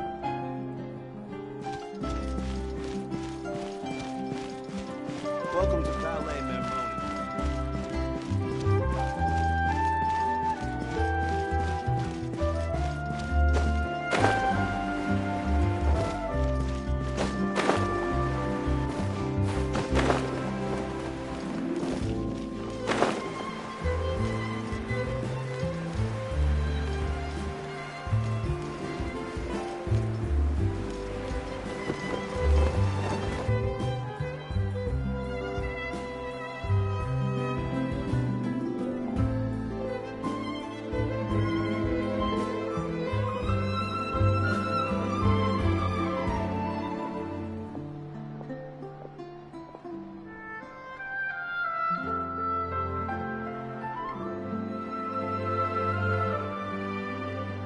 Nothing suspicious going on here, either. Strange. Maybe we're overthinking this? Oh dear! Oh dear! Stop with the pecking! Stop with the pecking! Please, sir, I'm begging you, do me a favor and get this pet of yours under control! The heck are you on about? Sorry, but he's not my pet. He's my coworker. And I should warn you, he's not too happy with how you're talking about him. What the? This thing has a job? So in that land, they just dish out jobs to any old thing. Uh-oh. Kukuku's not too big on being called a thing either. You're on your own now. I'm sorry. Please, Mr. Kukuku. Master Kukuku. Lord Kukuku. I meant no offense, I promise. All right, Kukuku. That'll do for now. Let me ask him some questions first. Sure thing, bro.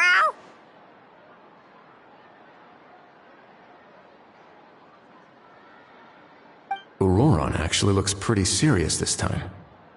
Was he just pretending to be clueless earlier? Interesting. Think I'll sit back and see how this plays out. You actually got it? Wow, didn't think it would be that easy. Ah, excellent. Looks like sending you was the right approach after all. After all? I mean, because the staff at the Palais Mermonia don't recognize you, right? So I got it, but I don't remember promising I'd hand it over. Huh? This thing's pretty cool. I've taken a bit of a liking to it.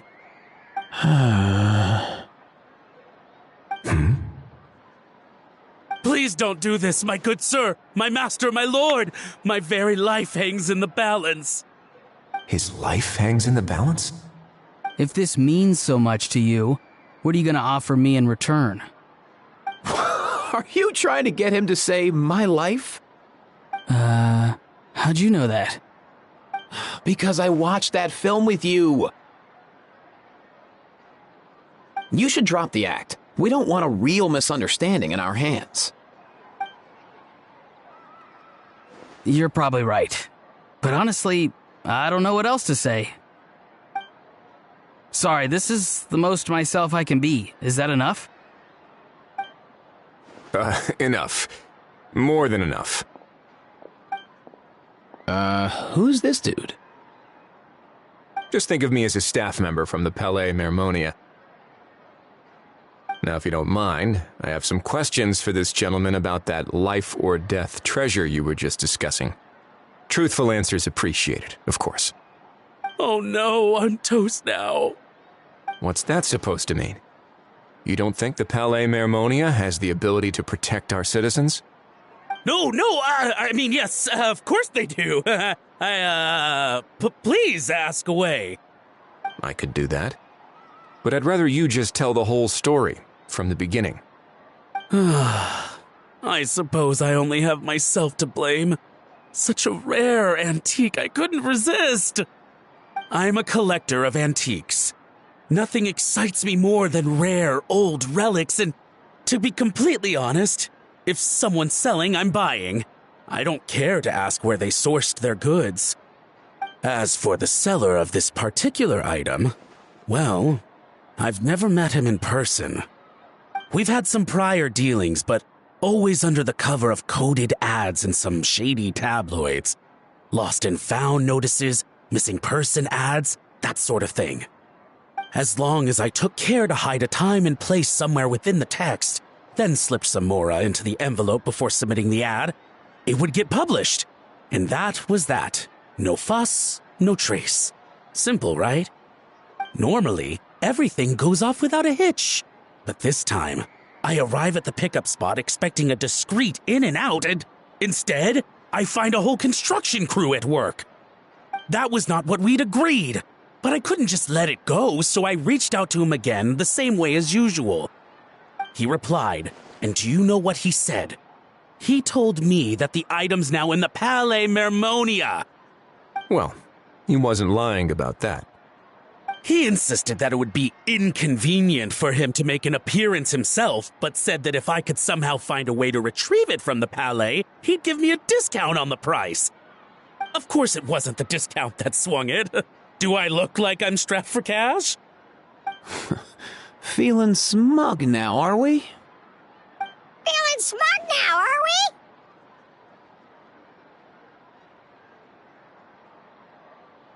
we? No, please go easy on me. Go on.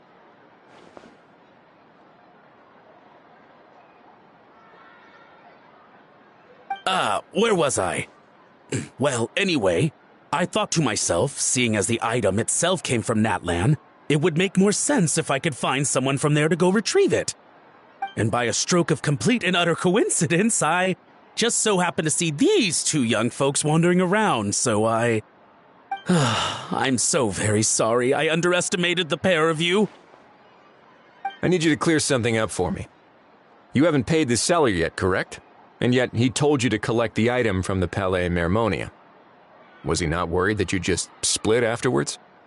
Well, to be honest, though I can't claim to know him very well, he, on the other hand, seems to know my name and where I live.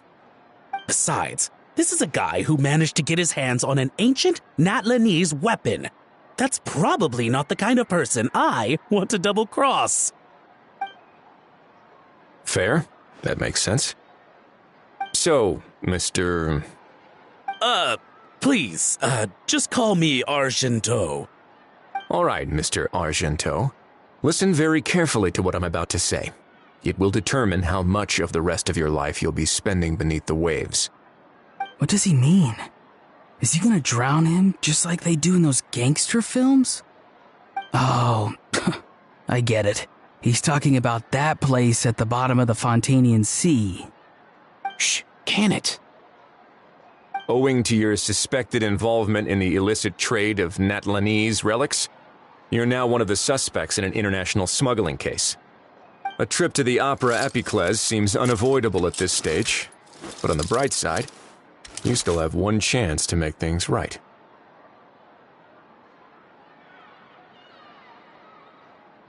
Okay. Do I really? Please tell me what to do. It's very simple.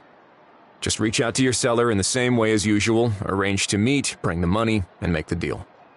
Just be sure to let me know all the details. I'm talking time, place, the whole lot.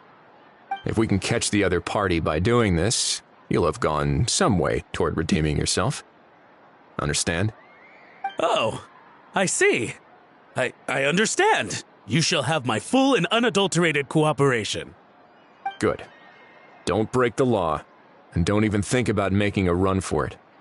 The Palais Mermonia will be watching you and ensuring your safety. All right, take the box, but leave your ID and other documents behind. You can go now. As for you two, protocol dictates that I should take you both back to the Palais and have you sign a confidentiality agreement. But that would take a lot of time and effort. Such a hassle, bro! See, Mr. Kikuku knows exactly where I'm coming from. So, I was thinking, since you're all friends of the Traveler... I understand, sir. We got dragged into this by accident, and it has diddly squat to do with us. And out of respect for the Traveler, we won't say another word.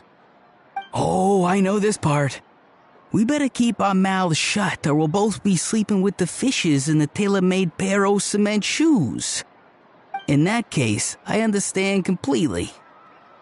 Not exactly what I was going for, but if that's how you want to understand it, then be my guest. Then it's settled. Thanks for your help.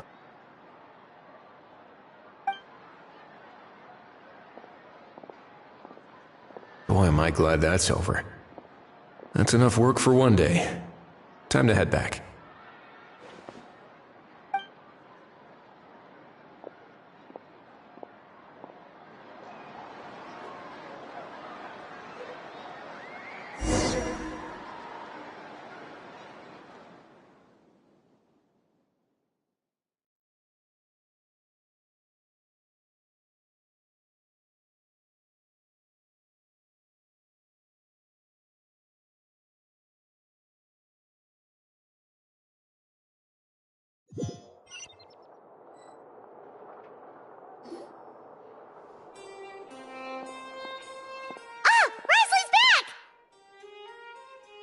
Judging by your expression, it must be good news, huh? It went smoothly, on the whole.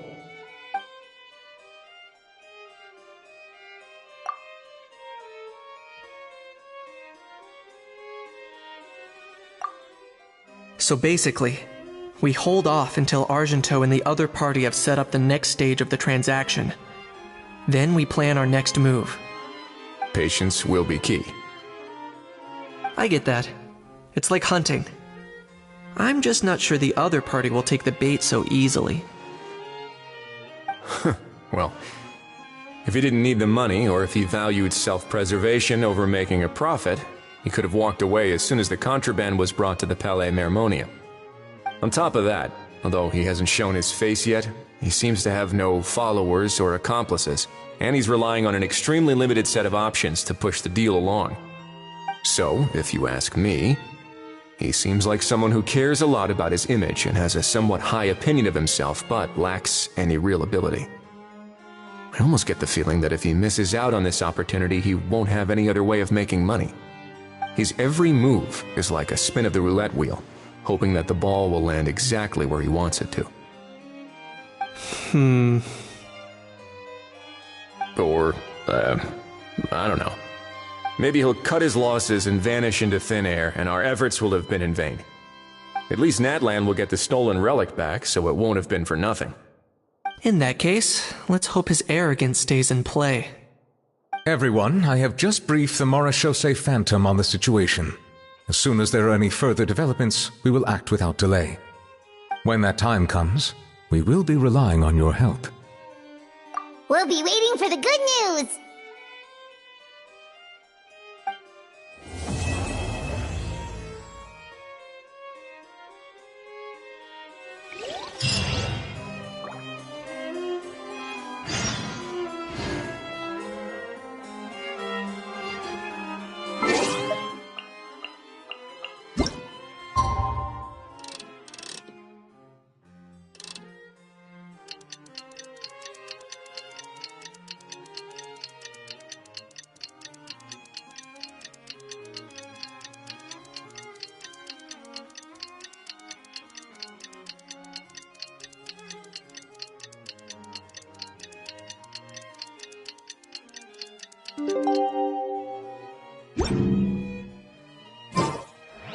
Novelette sent someone to contact us this morning! That must mean there's been some progress! No time to waste! Let's head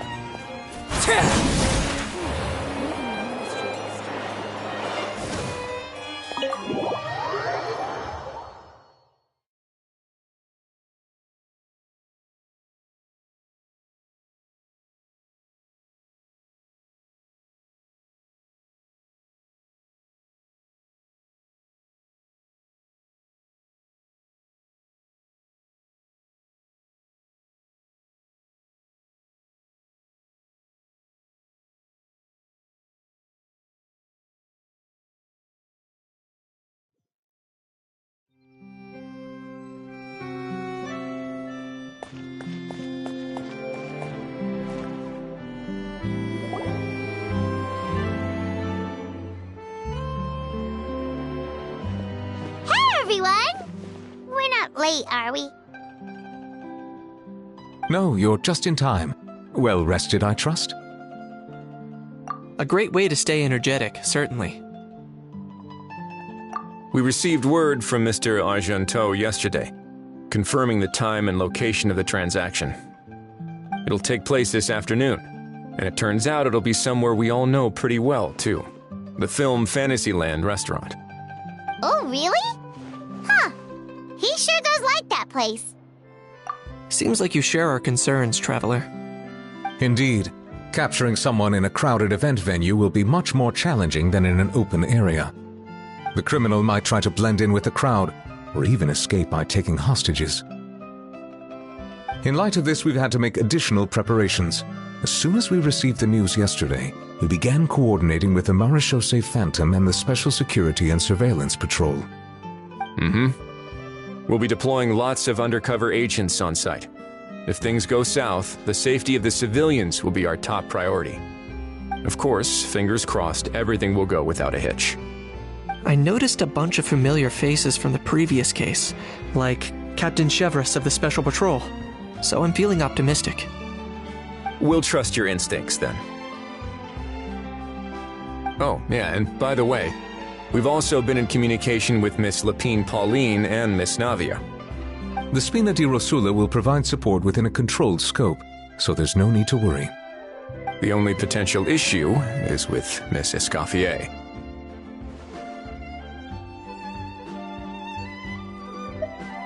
You know what? That might not be such a bad idea. Ahem. All right, no more jokes. Miss Escoffier has made it clear that she doesn't want her restaurant to suffer any losses as a result of this operation. But, well, I have a feeling things might not go quite as smoothly as she hopes. To be honest, we shouldn't have dragged you into this in the first place, and it's caused you quite enough trouble already. The Fontanian authorities should be able to handle the rest from here. But still, I'm guessing you'd like to see how it all turns out. Well then, feel free to head down to the scene, but just stay alert and play it by ear. You won't necessarily have to do anything. Unless things go pear-shaped, of course. I'll do my best to ensure that things don't escalate to that point. Of course. There are still a lot of unanswered questions, but our intel so far indicates that the culprit's from Natlan. Plus, I'm already a witness in this case. Might as well see this thing through to the end. That's the Kanichi we know and love!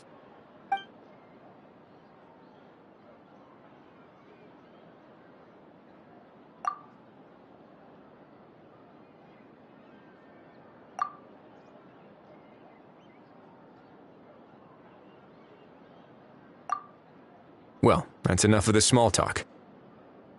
The operation's scheduled for the afternoon. If we're quick enough, we'll even have time for a few cups of tea before we leave.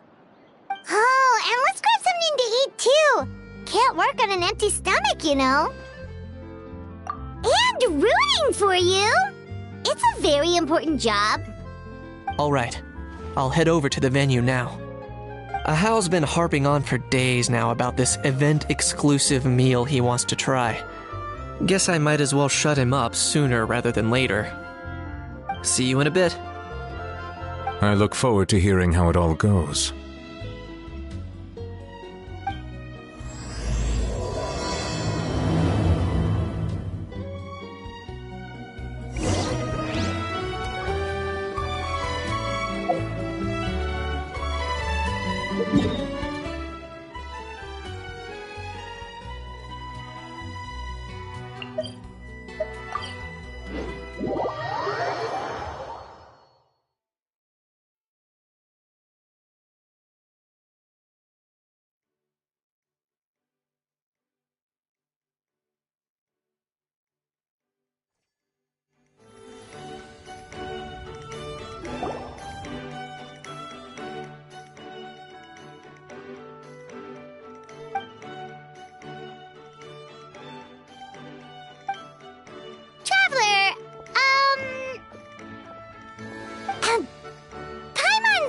Getting kinda hungry. Let's go check out the restaurant menu, shall we?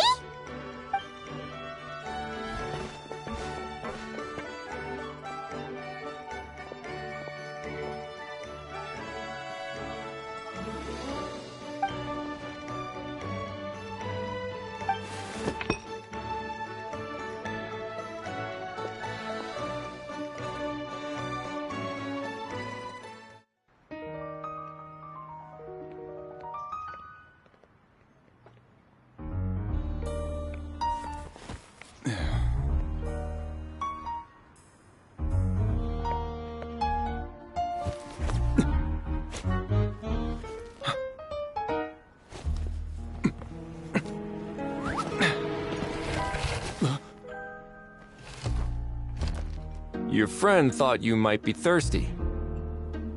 Won't you stay and drink it?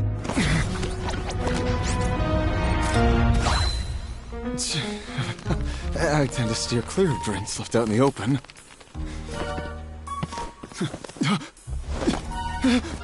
You're surrounded. Give up and come with... You lousy swine!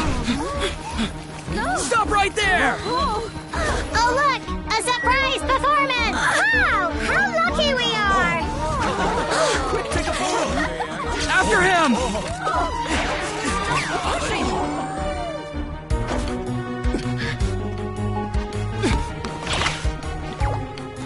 Sorry, my guy. Unlicensed and illegally docked, this boat's not going anywhere.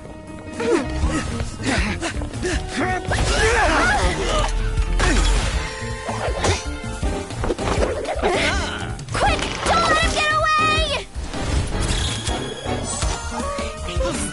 Be careful!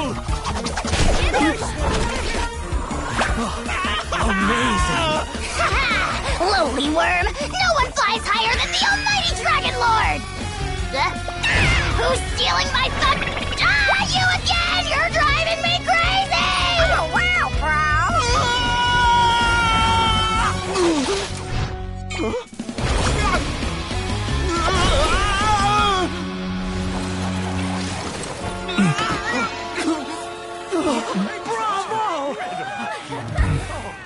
All right, that's a wrap.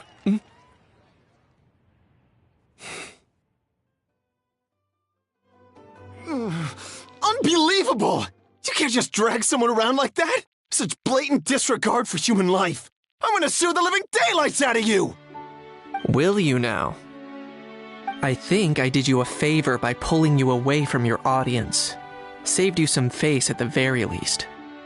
As for whether you were facing up or down along the way, well, that was your decision, wasn't it? What, you?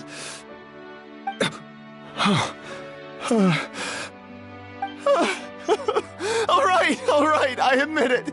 I was in the wrong. Oh, of course I know the difference between right and wrong, but I had no choice. I desperately needed the money. I was an expert on ancient relics. Not only did I have a successful career, but a happy family too. But my son, I never imagined he'd turn out this way. Fell in with the wrong crowd and ended up shoulder deep in gambling. We had some savings, but he drained them away like a waterfall. Once he fell into debt, he had creditors regularly coming over to threaten and intimidate him. I'm his father. How could I just stand by and watch him suffer like that? Oh, my son is about the same age as you are. If only he could have turned out more like you. That's the only reason I needed the money. Please, believe me. You... Please, kid, I'm begging you. Help me. I see you're from Natland too. That makes us brothers. Please, have mercy. I still have a chance to help my son straighten himself out. But only if I get back. If I go to prison now, he'll be doomed, I tell you, doomed! And isn't standing together and fighting for a better future what families do? Our fate is in your hands, young man. Please, have a heart. Something wrong, Kanich? Gone soft, have we?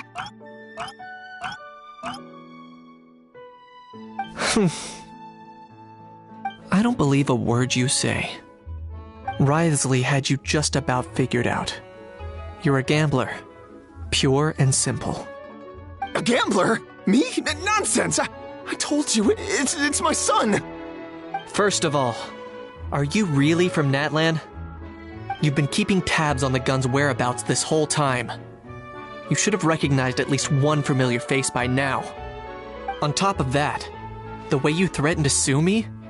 Spoken like a true Fontanian, if you ask me. Huh? What kind of logic is that?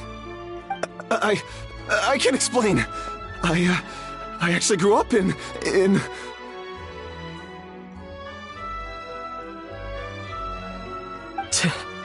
I don't want to hear another word. Ahau, here's your chance. Shut someone else up for once. The moment I've been waiting for. Eat this, scumbag!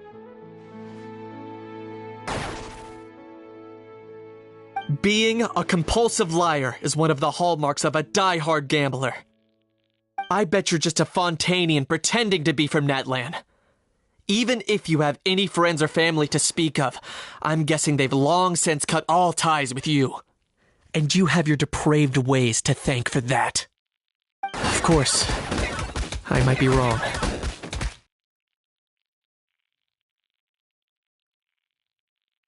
But does that matter? I'm just here to arrest you. If you're looking for an advocate or a shoulder to cry on, you're out of luck. Besides, prying the truth out of you is exactly what your beloved courts are for. Isn't that right?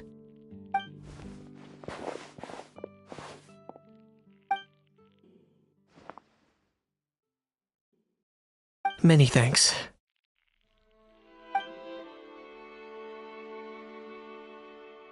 And me? What about me? So rude. You should be bowing down in gratitude to the almighty Dragon Lord.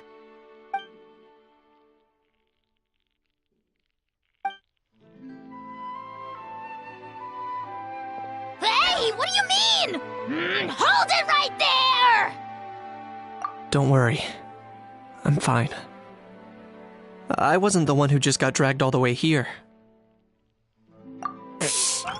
Little Kniech, thinking back to when you were just an itty-bitty boy, Kniech, aren't ya? Ah, don't start crying like a little baby. I am the almighty Dragon Lord! No servant of mine will be seen acting so weak and pathetic in public! What are you on about? Still, I suppose there's no point hiding it from you. To put it plainly, I can't stand gamblers. They're the most irresponsible people in the entire world. No respect for the principle that you have to give in order to get. They'll tell 1,000 lies for a single coin, deluding themselves into thinking they can use it to gamble their way to a vast fortune. But we all know that even when it looks like you're getting something for free, there's always an unseen cost. In the past, I also ended up paying a price for my father's gambling losses. I don't want anyone else to end up in a similar situation if I can help it. Don't feel sorry for me. I certainly don't feel sorry for myself. They say that people are shaped by their past, and since I've made it this far, I must have done a lot of things right. We should never punish ourselves for the mistakes of others. Instead, I choose to remember the moments that helped me grow. Like when I first learned to use a grappling hook. Or the very first time I yearned for knowledge. Yeah, I believe you. Let's get going. If we don't head back soon, we'll cause more unnecessary worry.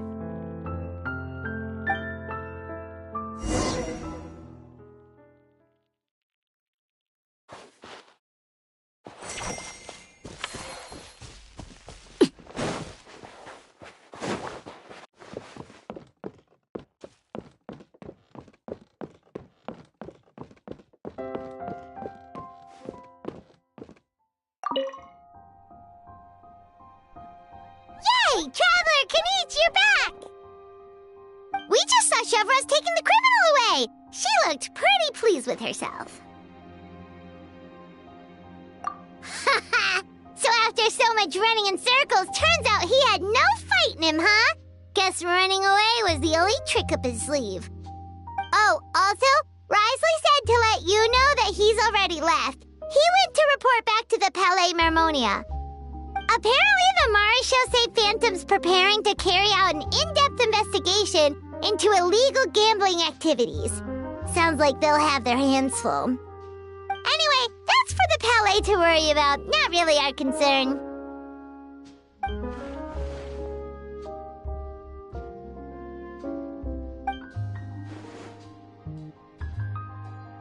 Hey, it's not like you to give up so easily, Charlotte.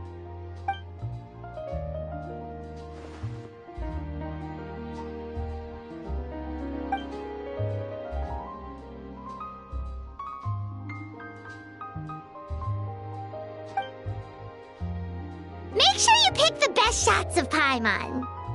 Oh, already gone. Hope she heard that. Yeah, you're right. But what took you all so long to get here? Did something happen?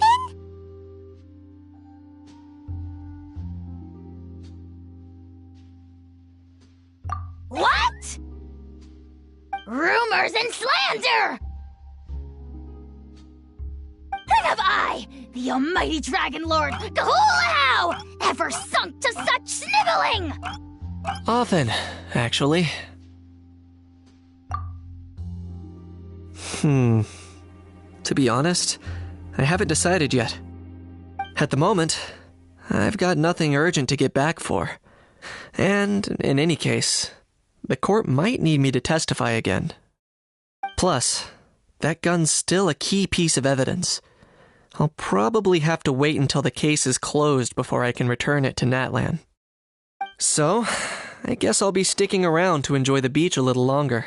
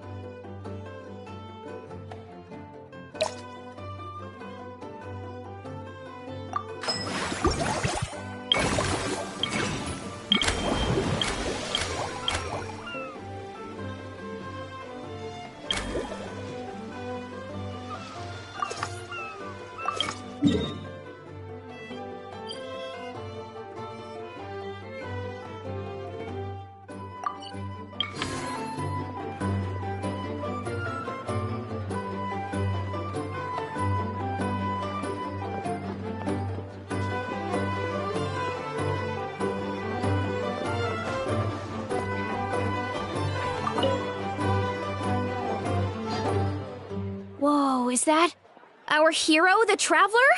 And Paimon, too! Oh, I guess I shouldn't be too surprised. Mrs. Coiffier already told me you were the big boss here. But when I saw you just now, I forgot myself for a moment.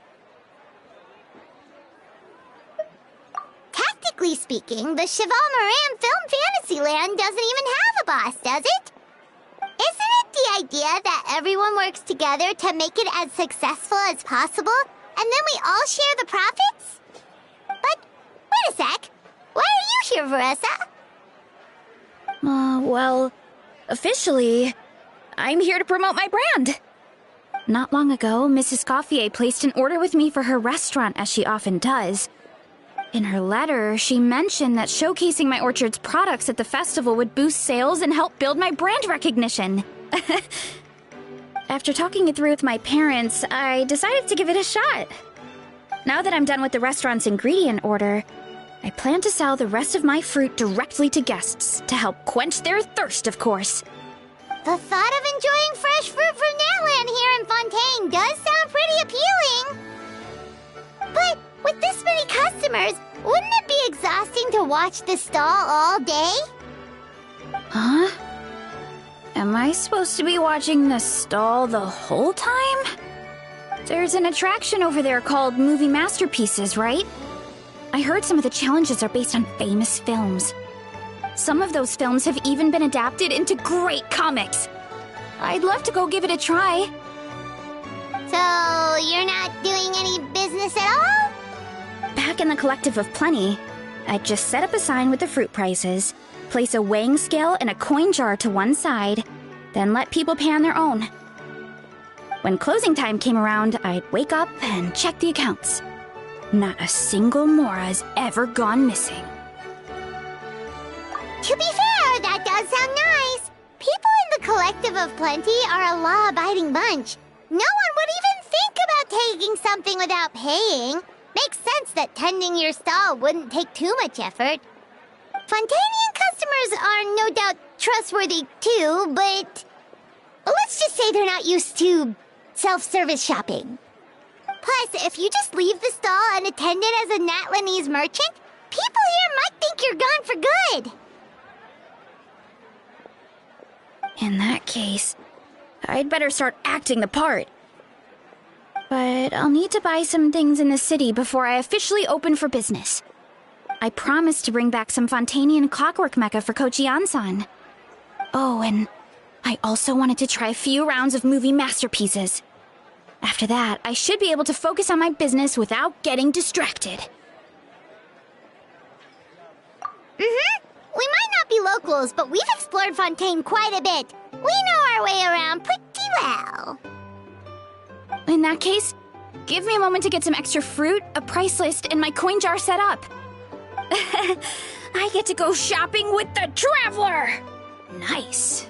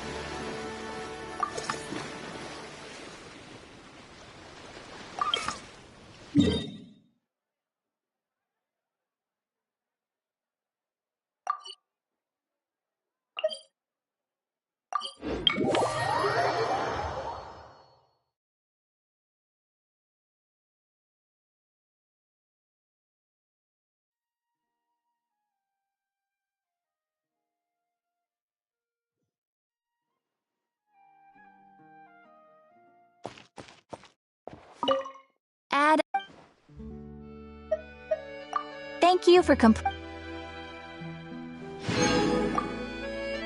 Add Astro.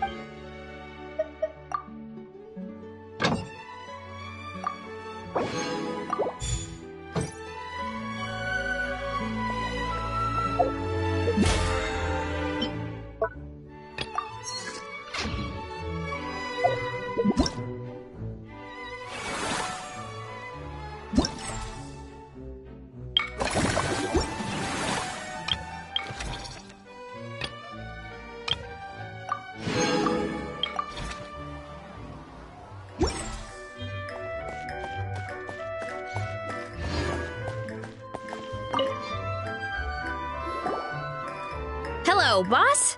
I'm from the Collective of Plenty. You might recall receiving a letter from us requesting you to design some components. Wait a sec. Why does the Onsan need clockwork mecha? Nothing like that. Our coach just wants to fine-tune her gym equipment so people can target different muscle groups more easily. She mentioned something about a rowing machine to focus on back muscles, as well as a pec deck and a leg press machine. The parts that connect the ropes and weight plates wear out easily, but they need to be strong. So Coach Yan-san thought she'd give Fontanian Clockwork Mecha a try. It all sounds so technical. When did fitness turn into some kind of complex engineering problem? To be honest, I don't really get all the details either. But if it works out, I'll be sure to train according to her revised method. And if it doesn't, we can always stick to the good old methods. If you're interested, I can show you a few beginner exercises the next time you drop by our tribe. You'll be able to smash the records without even breaking a sweat. I know it. Paimon will pass on that one. She'll be rooting for you from the sidelines, though. You can always try the equipment we keep for little Saurians, Paimon. As long as you start out with the super lightweights, you'll be fine. Weight training's for everyone, you know. As long as you put in the effort and keep it, anyone can develop rock-solid muscles. No!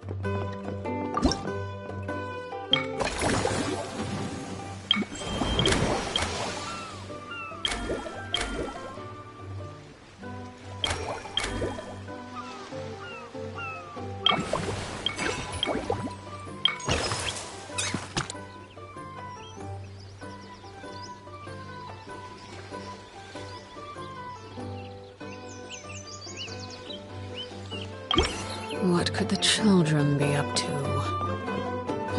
Never mind. Let them do as they please.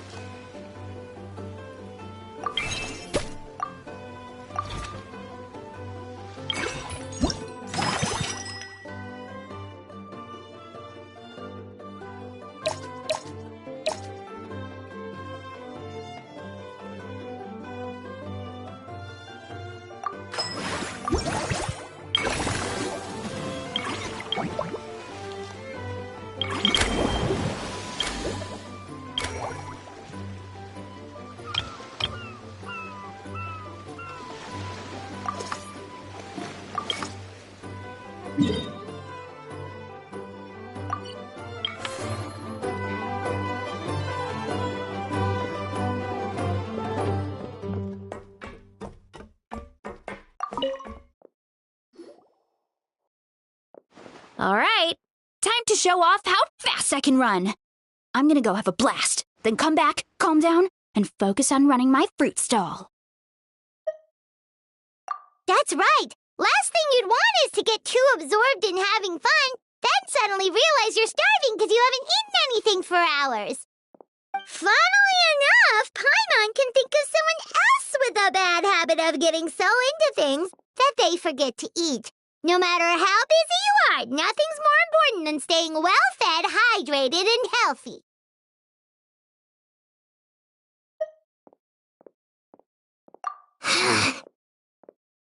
No need to worry about me, guys. I do a lot of long-distance running, so I always make sure to bring some food and water with me. This time is no exception.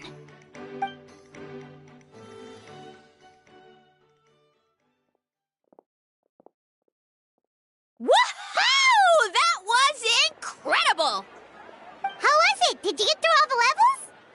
It was amazing! Not only did I get a super high score, but I also checked up on every homage to the original films, and even recreated several iconic scenes starring comic book superheroes. I'll focus on doing business this time round, but if there's ever another event like this, please let me know as early as possible. I want in! Yep. You know what? We should let you design the levels. I'm sure all the fans will be thrilled. That would be great. Anyway, back to business. Time to focus on my fruit stall. I'm gonna make a name for my orchard in Fontaine.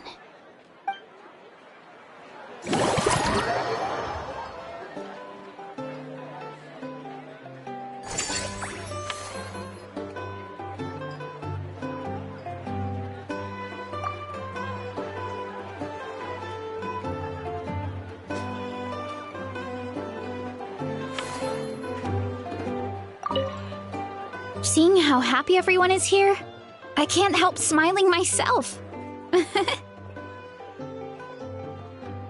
Would you like some fruit? Feel free to take some.